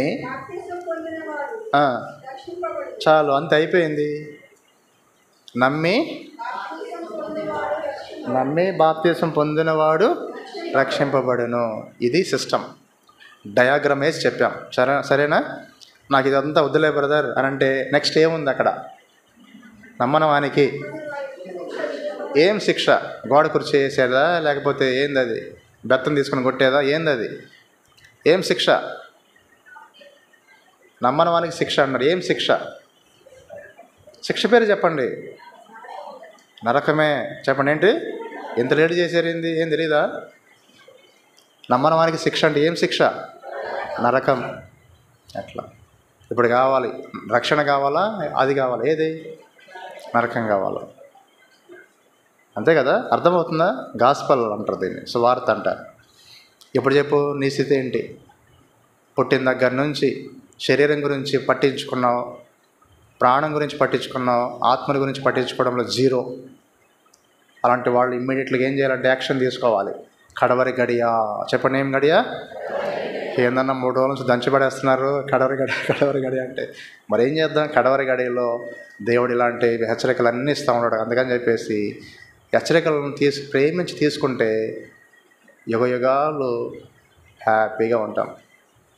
ఆత్మ గురించి పట్టించుకోలేదనుకోండి, అవుటే, యుగాలు నరకంలో ఉంటారు. ప్రియమైన దేవుని బిడ్డలారా, ప్రియమైన వారులారా, గుర్తుపెట్టుకోండి, ఆత్మను గురించి పట్టించుకునే విషయంలో ఫస్ట్ పాయింట్ ప్రకారంగా ఆత్మ ఏం కావాలి? రక్షించబడాలి. ఓకేనా? మరి ఆత్మ రక్షించబడాలంటే ఏమేం చేయాలంటే ఇప్పుడు దాకా చెప్పినటువంటి ప్రాసెస్ మొత్తం చేసుకున్నారనుకోండి, ఈజీగా రక్షించబడినట్టే. అయ్యా నేను రక్షించబడ్డాను అని నేను ధైర్యంగా చెప్పగలను అని చెప్పేస్తారు వాళ్ళు. సంతోషం ఉంటుంది వాళ్ళల్లో. ఏముంటుంది? సంతోషం ఉంటుంది. ఫస్ట్ పాయింట్ క్లియర్ అయిపోయింది, క్లోజ్ చేద్దాం. నెక్స్ట్ సెకండ్ పాయింట్కి వచ్చేద్దాం. సెకండ్ పాయింట్ ఏంటి చెప్పండి? దేవుని ఆత్మ సగం మింగి సగం కక్కేది కాదయ్యా. దేవుని ఆత్మ అంటే దేవుని ఆత్మ అన్నావు, ఏంది? దానికి తూర్పు ఏది, పడమర ఏది, ఉత్తరం ఏది, దక్షిణం ఏది చెప్పు? దేవుని ఆత్మ అంటే ఏంది? దేవుని ఆత్మ ఏంటా? అసలు ఏం అర్థం కావట్లేదు. నేనేం చెప్పాను? ఆత్మ గురించి పట్టించుకునేటువంటి పాయింట్స్లలో ఫస్ట్ పాయింట్ ఆత్మ రక్షణ పొందాలి. రెండవది ఆత్మ అంటే ఏ ఆత్మ? మన ఆత్మ. చెప్పండి, ఎవరాత్మ? మన ఆత్మ రక్షణ పొందాలి. నెక్స్ట్ రెండవది మన ఆత్మ దేవుని ఆత్మను కలిగి ఉండాలి. చెప్పండి, మన ఆత్మ దేవుని ఆత్మని కలిగి ఉండాలి. అంటే దాని అర్థం ఏంటంటే మన ఆత్మలోనికి దేవుని ఆత్మ రావాలి, మన ఆత్మ లోపలికి దేవుని ఆత్మ రావాలి. మన ఆత్మ లోపలికి దేవుని ఆత్మ రావాలంటే ఏం చేయాలి? ఏం చేయాలి? మనం చెప్పాను. పేతురు అంటున్నాడు, పేతురు ఏం చెప్తున్నాడు? మీరు మారు మనసు పొంది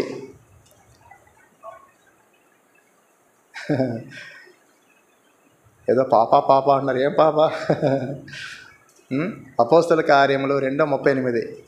అపోస్తల కార్యములు 2:38. పేతురు మీరు మారు మనసు పొంది పాపక్షమాపణ నిమిత్తము ప్రతివాడు యేసుక్రీస్తు నామమున బాప్తిస్మం పొందుడి, అప్పుడు మీరు పరిశుద్ధాత్మని వరం పొందుదురు. అప్పుడు పరిశుద్ధాత్ముడని వరం పొందుదురు అంటే పరిశుద్ధాత్ముడు అప్పుడు ఎక్కడికి వస్తాడు? మన ఆత్మలోకి వస్తాడు. ఇప్పుడు మన ఆత్మలోనికి పరిశుద్ధాత్ముడు రావాలంటే ఏం చేయాలి? బాప్తిస్మం పొందాలి. బాప్తిస్మం పొందాలంటే ఏం చేయాలి? రక్షింపబడాలి. ఇందాక చెప్పుకున్న పాయింట్ ప్రకారం ఫస్ట్ పాయింట్ జరిగితే నెక్స్ట్ ఏం తీసుకోవాలి? బాప్తిస్మం తీసుకోవాలి. అలా బాప్తిస్మం తీసుకుంటే దేవుడు తన సొంత ఆత్మను ఎక్కడ పెడతాడు? మన ఆత్మలో పెడతాడు. మన ఆత్మలోకి వచ్చిన దేవుని ఆత్మ ఇక అప్పటి నుంచి రోజు మన ఆత్మతో చెప్తా ఉంటాడు. ఏమని? నువ్వెవరవని? దేవుని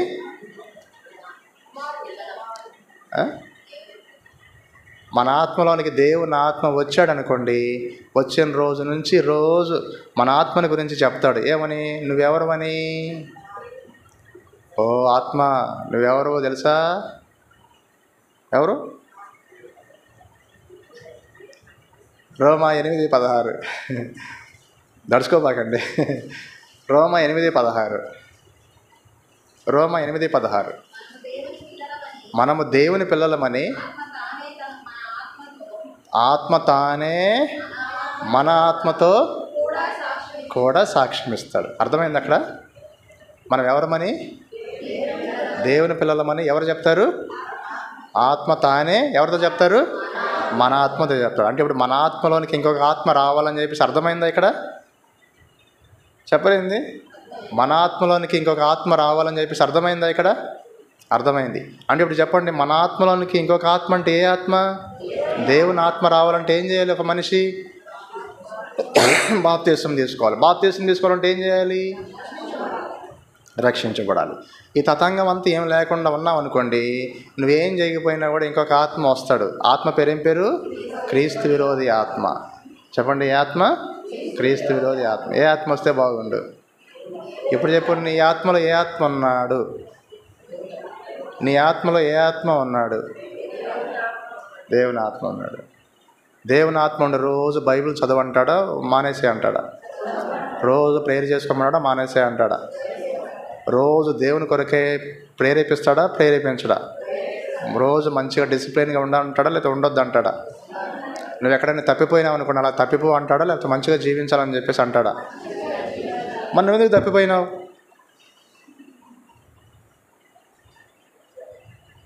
ఆత్మను కలిగి ఉండి కూడా ఎవరి మాట వినలేదు? దేవుని మాట వినకపోతే అప్పుడు దేవుని ఆత్మ ఏమవుతాడు? దుఃఖపడతాడు. నా ఆత్మను దుఃఖపెట్టని చెప్పేసి దేవుడు తన ఆత్మను నీలో పెట్టాడా ఏంటి? అలా పెట్టలేదు. రాకడ వరకు కూడా దేవుని ఆత్మను దుఃఖపెట్టకుండా సంతోషపెట్టే వరంగా ఉండాలి. దేవునితో సహవాసం కలిగి ఆయన సంతోషపెడతా ఉంటే ఆయన యందు ఆనందించి నిన్ను ఆశీర్వదిస్తాడు. అట్లా మన ఆత్మ గురించి పట్టించుకునే పాయింట్స్లలో 2 పాయింట్లు ఇప్పటికీ క్లోజ్ అయిపోయినాయి. చెప్పండి, 1వ పాయింట్ ఏంటి? మన ఆత్మ ఏం కావాలి? 2వది మన ఆత్మ. పూర్తి చెప్పండి. సెంటెన్స్ ఫామ్ చేయండి, చక్కగా చెప్పండి. మీరు చెప్పండి. తీసుకోవాలా అని చేత అవుతుందా ఏంది? మెసేజ్ చెప్పొద్దు, సెంటెన్స్ చెప్పండి, సబ్జెక్ట్ చెప్పండి. లెటర్ రాసేటప్పుడు పెద్ద పొడవాటి మెసేజ్ అవసరం లేదు, దాన్ని చూస్తారు అంతే. ఏంటది? సబ్జెక్ట్ చూస్తారు. ఆ సబ్జెక్ట్ చెప్పు. మ్యాచ్ కావట్లేదు. మీరు చెప్పండి, ఒకళ్ళు చెప్పండి. నాకేమైనా అర్థమైందా ఏంటి? వాళ్ళు చెప్తారు, వినండి. చెప్పండి, ఎవరైనా చెప్పండి క్లియర్గా. రావాలి, అట్లా చెప్పాలి. అప్పుడు మీరేమంటారు? అట్లా చెప్పాలని చెప్పి ట్రై చేస్తూ ఉన్నా కానీ లైన్ మాత్రం పొడవుగా అవుతుందని చెప్పేసి అంటారు. పొడవు కావద్దు, సెంటెన్స్ కరెక్ట్ షార్ట్ చిన్న మొక్కలోనే మొత్తం మ్యాటర్ అంతా రావాలి. ఈ తలకాయ చుట్టూ ముక్కాడున్నారా అంటే గిరగిర గిరగిరగ 4 రౌండ్లు వేసి 7 రౌండ్లు వేసి ఇదే ముక్క అంటే కరెక్టే. ముక్కాడుందనంటే ఇదే ముక్క అంటే అదే కరెక్టే. ఏది మంచిది? 4-5 సార్లు పొర్లు దండాలు పెట్టి అది ముక్క అంటే కుదరదు. ఇది ముక్క అంటే అయిపోతుంది. ఇప్పుడు చెప్పండి అన్న, రెండో పాయింట్ ఏంటి? ఆత్మ గురించి తీసుకోవాల్సిన జాగ్రత్తల్లో సెకండ్ పాయింట్ ఏంటి?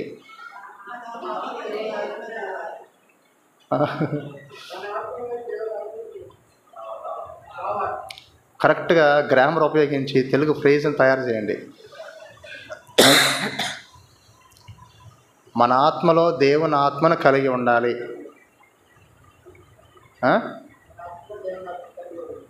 అదేదో ముందే చెప్పొచ్చుగా. అది రెండవది. ఒకటోది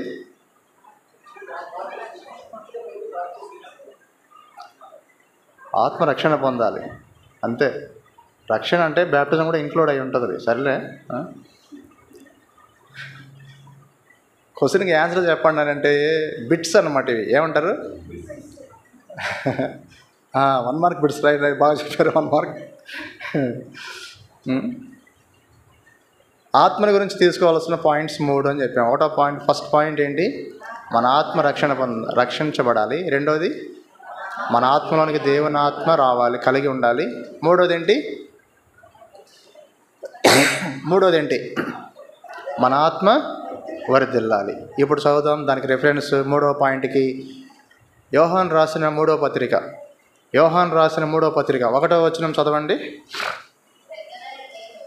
యోహాను రాసిన 3వ పత్రిక 1వ వచనం ఫాస్ట్గా. పెద్దనైన నేను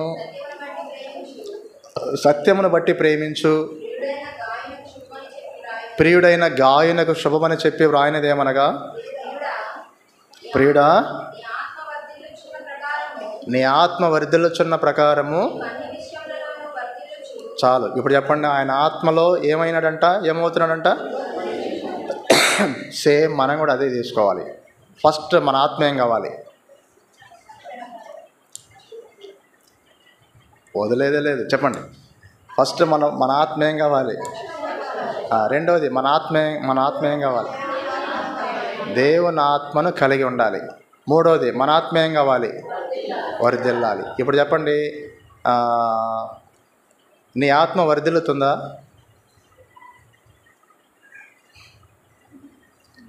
నీ ఆత్మ వర్ధిల్లుతుందా? దాన్ని షార్ట్ కట్లు ఈ విధంగా కూడా చెప్పవచ్చు. నేను ఆత్మీయంగా ఎదుగుతున్నాను అని అర్థం. సబ్జెక్ట్ ప్రకారంగా నీ ఆత్మ వర్ధిల్లుతుందా? 3వ పాయింట్ అది. స్పెషల్ మీటింగ్ అంటే అట్లానే ఉంటుంది. నొప్పులు ఏం పర్వాలేదు, ఫ్రీగా ఉండండి, మంచిగా ఉండండి. కావాలంటే చైర్లోకి వెళ్ళి కూర్చోపమ్మా. మూడవదిగా ఆత్మ ఏం కావాలి? వర్ధిల్లాలి. వర్ధిల్లుతుందా? వర్ధిల్లడాన్ని ఇంగ్లీష్లో ఏమంటారంటే ఇంక్రీజ్ అంటారు. చెప్పండి, ఏమంటారు? లేదా ప్రోగ్రెస్ అంటారు. ఏమంటారు? లేదా డెవలప్మెంట్ అంటారు. ఏమంటారు? అంతే. చెప్పండి, నీ ఆత్మ వర్ధిల్లుతున్నదా? పుట్టిన బిడ్డ పెరగకుండా అట్లానే ఉండాలనుకుంటే బిడ్డకి ఏం పేరు పెడతారు? లోకం. ఈ పేర్లే తెలుసు మనకి. నేను దేవుని నమ్ముకున్నానని చెప్పేసి మనం ఎప్పటి నుంచో చెప్పుకుంటున్నాం. నీ ఆత్మ వర్ధిల్లకపోతే నువ్వెవరో ఇప్పుడు చెప్పండి. దొరికారు, అందరు ఇప్పుడు దొరికారు.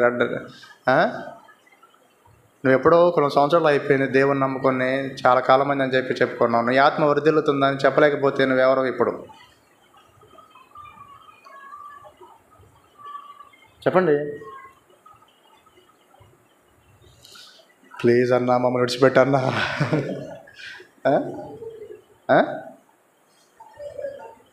అవన్నీ కాదు, ఇందాక మీరు చెప్పారే అది చెప్పాలి.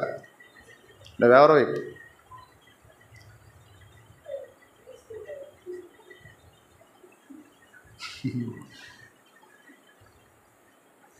అందుకని చెప్పేసి మన ఆత్మ ఏం కావాలి? వర్ధిల్లాలి. అన్నా ఇప్పుడు నాకు చాలా రోషం వస్తుందన్నా, ఇప్పటి నుంచి చూడు వర్ధిల్లుతాను చూడు అని అంటే, ఇప్పటి నుంచి వర్ధిల్లాలని చెప్పేసి ఆశపడితే దానికి కొన్ని పాయింట్స్ చెప్తాను. ఆ పాయింట్స్ నువ్వు ఇంటికి వెళ్ళి మాత్రలాగా మింగుతూ ఉండు, అంటే కోర్సులాగా వాడుతూ ఉండు. జలుబు వేసుకుని కోర్సు అంటారు కదా, ఆ కోర్సు లాగా దాన్ని ప్రాక్టీస్ చేస్తూ ఉండు, ఆత్మీయంగా వర్ధిల్లుతారు. ఫస్ట్ వర్ధిల్లాలంటే ఎవరైనా సరే ఏం చేయాలి తెలుసా?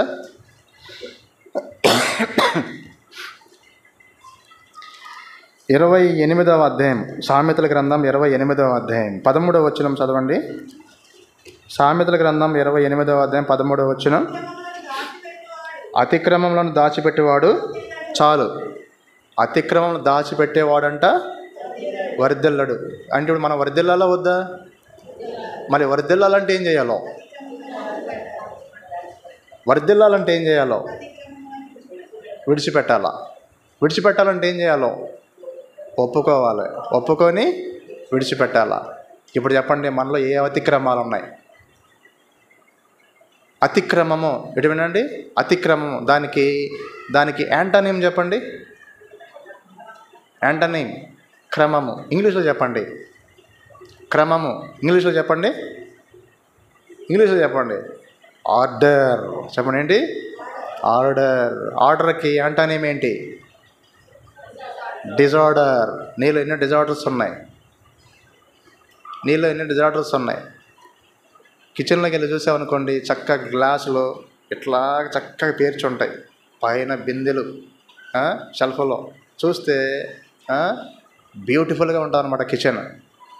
కిచెన్లోకి వెళ్ళిన వెంటనే గ్లాసులు బిందెలు అన్నీ కింద వేసి గందరగోళం చేసేసి అట్లా ఉన్నాయి అనుకోండి, దాన్ని ఏమంటారు? డిజార్డర్ అంటారు. చెప్పండి, ఏమంటారు? డిజార్డర్ అంటారు.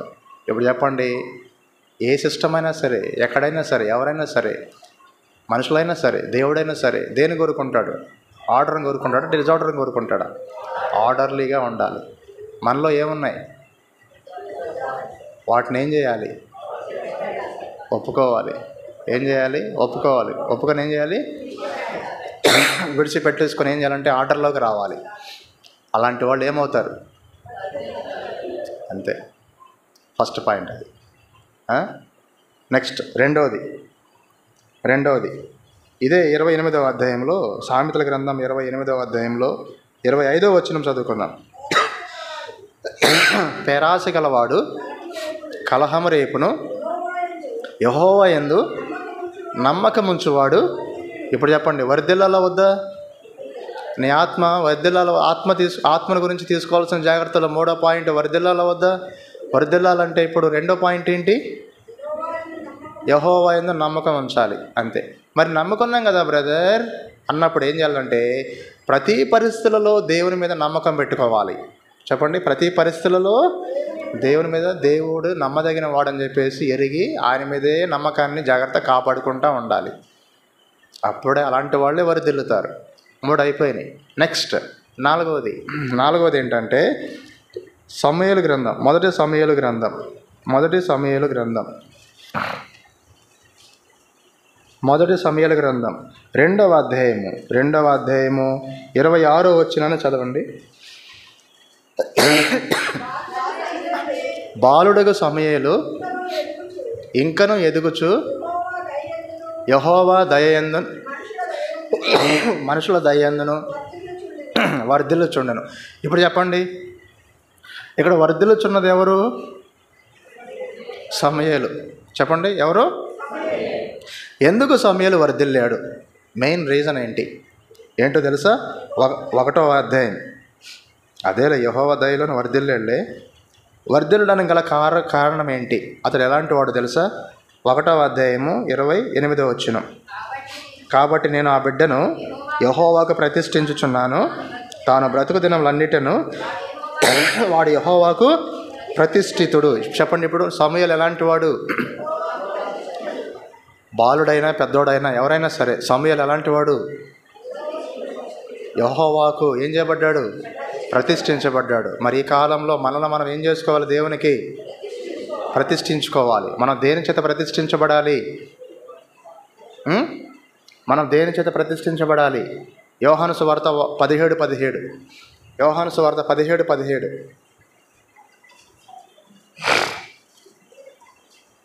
యోహాను సువార్త 17:17. సత్యమందు వారిని ప్రతిష్ఠించుము. ఇప్పుడు చెప్పండి, మనం దేని చేత మనల్ని మనం ప్రతిష్ఠించుకోవాలి? సత్యమన్నా ఒకటే, వాక్యమన్నా ఒకటే. ఇప్పుడు చెప్పండి, సమయంలాగా మనం కూడా ప్రతిష్ఠించబడిన వారంగా మనం ఉండాలి. మనం దేని చేత ప్రతిష్ఠించుకోవాలి? వాక్యంతో ప్రతిష్ఠించుకోవాలి. అలా ప్రతిష్ఠించుకున్న వాళ్ళందరూ ఏమవుతారు? వర్ధిల్లుతారు. ఇప్పుడు ఎన్నైనాయి? 3 అయినాయి. ఒకటోది, వర్ధిల్లాలంటే ఏం చేయాలి?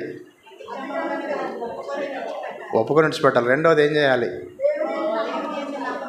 మూడోది ఏం చేయాలి? వాక్యంతో మనం ప్రతిష్ఠించుకుంటూ ఉండాలి.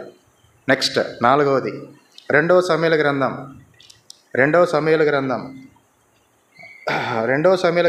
5వ అధ్యాయం 10వ వచనం చదువుకుందాం. 2 సమూయేలు గ్రంథము 5వ అధ్యాయం 10వ వచనం. ఇప్పుడు చదవండి చాలు. దావీదు ఏమైనాడంట? అంతకంతకు వర్ధిల్లాడంట. ఎందుకు? కారణం ఏంటి? కంటిన్యూషన్. సైన్యములకు అధిపతి యెహోవా. ఇప్పుడు చెప్పండి, ఒక మనిషి వర్ధిల్లాలంటే దేవుడు ఆ మనిషికి ఎలా ఉండాలి? తోడుగా ఉండాలి. నువ్వు చెప్పగలవా దేవుడు నాకు తోడుగా ఉన్నాడని? చెప్పండి, చెప్తామా? దేవుడు నాకు తోడుగా ఉన్నాడని చెప్తామా మనం? చెప్పగలమా? చెప్పగలవచ్చు. ఎట్లాగా? సెకండ్ పాయింట్ తీసుకోండి. సెకండ్ పాయింట్, ఆత్మను గురించి తీసుకోవాల్సిన జాగ్రత్తలలో మెయిన్ 3 పాయింట్లు. సెకండ్ పాయింట్ తీసుకోండి. సెకండ్ పాయింట్ ఏంటి? దేవుని ఆత్మ మన ఆత్మలో కలిగి ఉండాలి. అప్పుడు దేవుడు మనకు తోడుగా ఉన్నట్ట లేనట్ట? ఉన్నట్టు కనుక ఉంటే అప్పుడు 4th పాయింట్ ప్రకారంగా వర్ధిల్లేటువంటి ఆ చిన్న సైడ్ సబ్జెక్ట్లో, వర్ధిల్లుట ఇంక్రీజ్ అనేటువంటి సైడ్ సబ్జెక్ట్లో ఇప్పుడు 4వ పాయింట్ ఏంటి? ఒక వ్యక్తి వర్ధిల్లాలంటే ఏం కావాలి? యెహోవా తోడై ఉండాలి. ఇప్పుడు చెప్పండి, దేవుడు మీకు తోడై ఉన్నాడా? ఉన్నాడు. ఇందాక ఎందుకు చెప్పలేదు? సబ్జెక్ట్ అర్థం కాలేదు. ఎన్ని అయిపోయినాయి? 4 అయిపోయినాయి. 5వది 26వ అధ్యాయం 2వ దినవృత్తాంతంలో 26వ అధ్యాయం 2వ దినవృత్తాంతంలో 26వ అధ్యాయం 4వ వచనం చదువుదామా? అతడు తన తండ్రి అయిన 5వ వచనం చదవండి.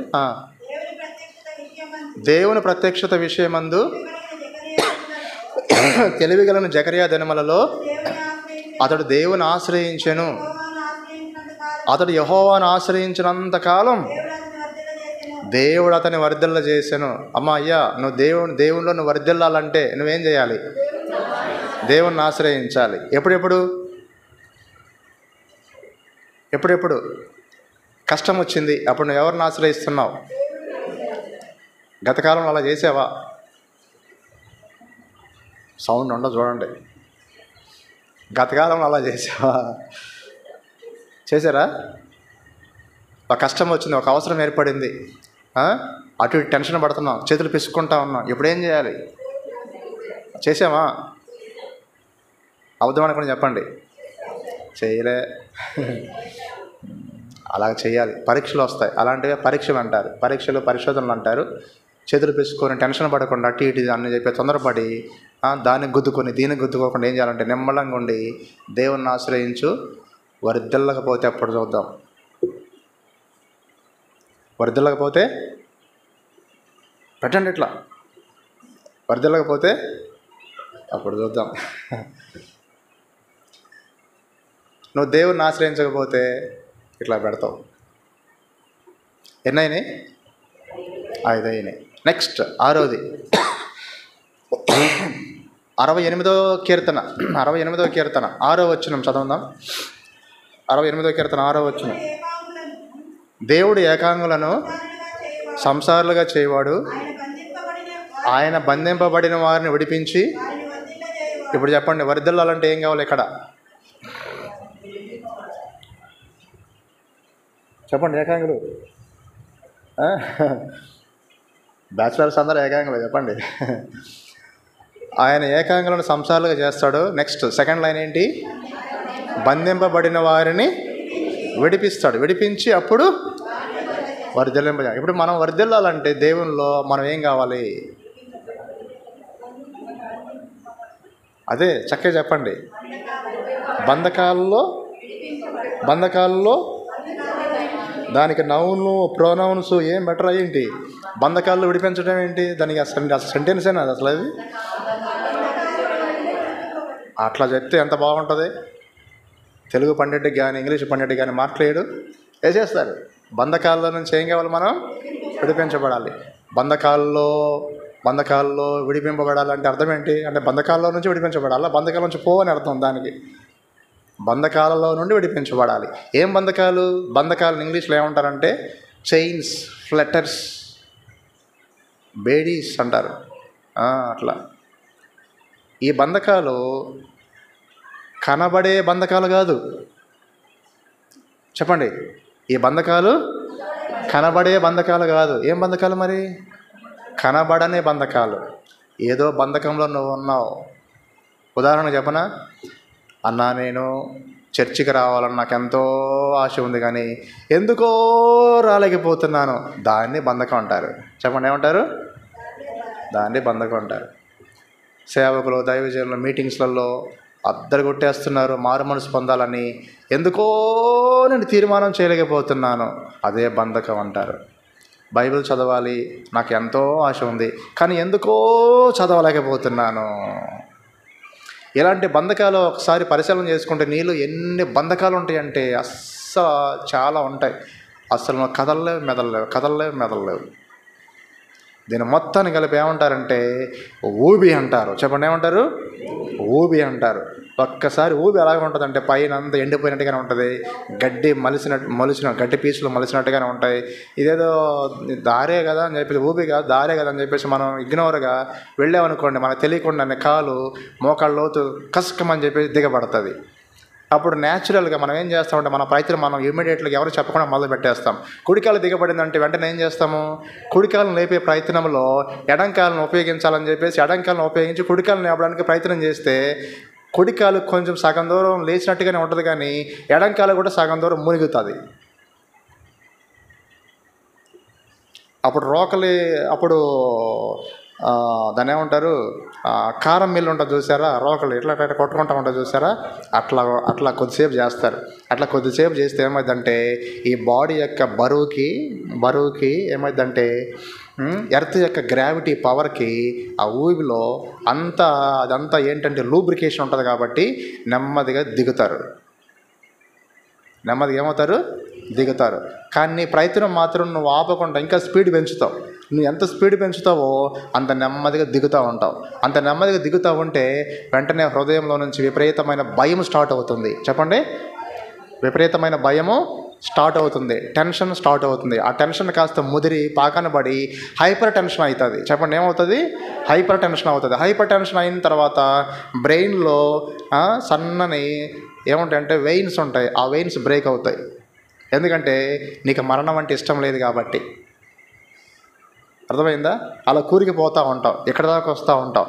అప్పటికి తారాస్థాయికి వెళ్ళిపోయి ఉంటుంది. ముఖమంతా రెడ్డగా అయిపోయి ఉంటుంది. రక్షించే వాళ్ళు ఉండరు. ఏం చేస్తూ ఉంటారు? అరుస్తూ ఉంటారు. ఆన్ ద స్పాట్లో హార్ట్ కనుక బ్లాస్ట్ అయిపోతే మనకుండానే చచ్చిపోతాం. బ్రెయిన్లో వెయిన్స్ కనుక పోతే అక్కడే పారాలసిస్ వచ్చేస్తుంది. అప్పుడు ప్రయత్నాలు ఇంకేం చేయవు. ఇంకా అరుస్తూ ఉంటావు. నీ అరుపులకి ఎవరు రెస్పాండ్ కావాలన్నప్పుడు మనుషులు చాలా దూరంలో ఉంటారు. నిస్సహాయస్థితిలో ఉండిపోతావు. నెక్స్ట్ ఇక్కడ దాకా వస్తావు. ఇక్కడ దాకా వస్తే ఇక భయం తట్టుకోలేక అంతే సంగతి. No hopes. ఏంది అట్లా ఉన్నారేంటి? ఇది హిప్నాటిజం కాదు. మిమ్మల్ని ఏదో హిప్నాటిజంలో తీసుకుపోలేదు. ఎగ్జాంపుల్ చెప్పా. ఎగ్జాంపుల్కి దెమ్మ తిరిగిపోయింది కదా. వామ్మో, అదే. బట్ అయినా అందరికీ ఒక శుభవార్త. చెప్పండి, అందరికీ ఒక శుభవార్త. యేసు ప్రభు ఏం చేశాడంటే నీకు తాడేసాడు. చెప్పండి, ఏం చేశాడు? తాడేసాడు. ఎక్కడి దాకా మునిగినావు? ఏడు దాకా మునిగినావు. చేయలేపావు, బురద చేయలేపావు, తాడు పట్టుకున్నావు. తాడు పట్టుకుంటే ఆటోమేటిక్ నువ్వు ప్రయత్నం చేయకుండానే బురదలో నుంచి నెమ్మదిగా బయటకు వస్తున్నావు. చూస్తుంటే ఎవరు లేరే. వచ్చేసావు. అక్కడ ఏదో పొలం పక్కన కొలను ఉంది, కొలంలో మొత్తం క్లీన్ చేసుకున్నావు, ఇంటికి వెళ్ళిపోతున్నావు. చుట్టూ చూస్తే ఎవరు లేరే. అప్పుడు వెంటనే నీకు అనిపిస్తుంది, ఆటోమేటిక్గా అనిపిస్తుంది, భగవంతుడా అంటావు. చెప్పండి, ఏమంటావు? ఆ భగవంతుని పేరే యేసు ప్రభు. పాపులను రక్షించుటకు క్రీస్తు యేసు లోకమునకు వచ్చిన వాక్యము నమ్మదగినది, పూర్ణాంగీకారమునకు యోగ్యమైనది. పాపం అంటే ఊబి. చెప్పండి ఏంటి? బంధకాలు. చెప్పండి ఏంటి? బంధకాలు. ఇప్పుడు చెప్పండి, బంధకాలు ఉంటే మనకు సేఫ్ జోనా, బంధకాలు విడిపించబడితే సేఫ్ జోనా? అలాగే ఎవరైతే విడిపించబడతారో అప్పటి నుంచి మనోళ్ళు ఏం చేస్తారని ఎదుగుతూ ఉంటారు. చెప్పండి. ఇప్పుడు చెప్పండి, వర్ధిల్లాలంటే ఏం కావాలి? బంధకాల్లో నుంచి విడుదల పొందాలి. ఎన్ని అయిపోయినాయి? 7వది ఏంటంటే యెహోషువ గ్రంథం 1వ అధ్యాయము 5వ వచనం చదవండి అమ్మా, చదవండి. 7వ వచనం చదవండి. 7వ వచనం, 8వ వచనం చదవండి. ఈ 8వ వచనం ఇంపార్టెంట్ ఈ సందర్భానికి. అన్ని ఇంపార్టెంటే, కానీ సబ్జెక్ట్ కోసం అది ఇంపార్టెంట్. 8వ వచనం చదవండి. ఈ ధర్మశాస్త్ర గ్రంథము నీవు బోధింపక తప్పిపోకూడదు, దానిలో వ్రాయబడిన వాటన్నిటి ప్రకారము చేయుటకు నీవు జాగ్రత్త పడినట్లు. దివారాత్రంలో ఏం చేయాలంట? దాన్ని దేన్ని ధ్యానించాలి? మనం కూడా దేన్ని ధ్యానించాలి? ధర్మశాస్త్రం అంటే ఏది మనకి? బైబిల్. చెప్పండి. పరిశుద్ధ గ్రంథం. అటు ఇటు చేసి చెప్పండి. బైబిల్ అని చెప్పండి. బైబిల్ పరిశుద్ధ గ్రంథం కాదా? మరి అంతే. దివారాత్రులు ఏం చేయాలి? ఇంకా చదవండి. నీ మార్గమును వర్ధిల్ల చేసుకొని చాలు. వర్ధిల్లాలంటే ఇక్కడ మనం చేయాల్సిన పని ఏంటి? చదివి ధ్యానించాలా? ఇంకా చదవాలా, ధ్యానించాలి, ఇంకేం చేయాలా? చదవాలా, ధ్యానించాలి, ఇంకేం చేయాలి? ప్రవర్తించాలి, ఇంకేం చేయాలి? ఇంకేం చేయాలి? ప్రవర్తించాలంటే అదేనండి. ఇంకేం చేయాలి? చెప్పండి. బోధించాలి. చెప్పండి, ఏం చేయాలి? బోధించాలి. చేశారు ఎప్పుడైనా? ఎప్పుడు చేస్తామో ఏమో. అవును. ఇంతకు నీకు వర్ధిల్లాలనుందా, లేకపోతే ఇంక్రీజ్ కావాలనుందా, డిక్రీజ్ కావాలనుందా? ఇంక్రీజ్ కావాలంటే 7th పాయింట్ అది. ఇప్పుడు చెప్పండి. ఫస్ట్ మెసేజ్ అయిపోయింది. మీకు గుడ్ న్యూస్ చెప్పనా? మెసేజ్ అయిపోయింది. మెసేజ్లో మెయిన్ మెసేజ్ ఏంటంటే రాకడ. చెప్పండి ఏంటి? రాకడ. కడవరి గడియలో ప్రభు వస్తాడు. ఆకాశ మండలం కోసం మనం ఎత్తబడతాం. భూలోకంలో ఎవరు వస్తాడు? క్రీస్తు విరోధి వస్తాడు. వచ్చినప్పుడు మనం ఎక్కడుంటాం? ఆకాశ మండలంలో ఉంటాం. ఆకాశ మండలంలో ఏమేమి ఉంటాయి మనవి? ఆకాశ మండలంలో మనవి ఏమేమి ఉంటాయి? ఆకాశ మండలంలో మనవి నిందారహితంగా పరిశుద్ధంగా అక్కడ హాజరవుతాయి. ఏంటంటేవి? శరీరము, ప్రాణము, ఆత్మ. చెప్పండి. అదేగా చదివింది. చదవలే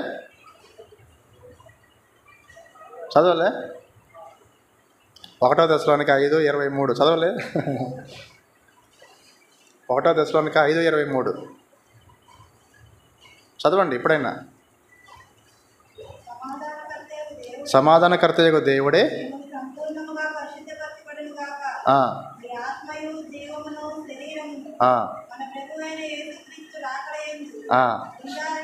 చాలు.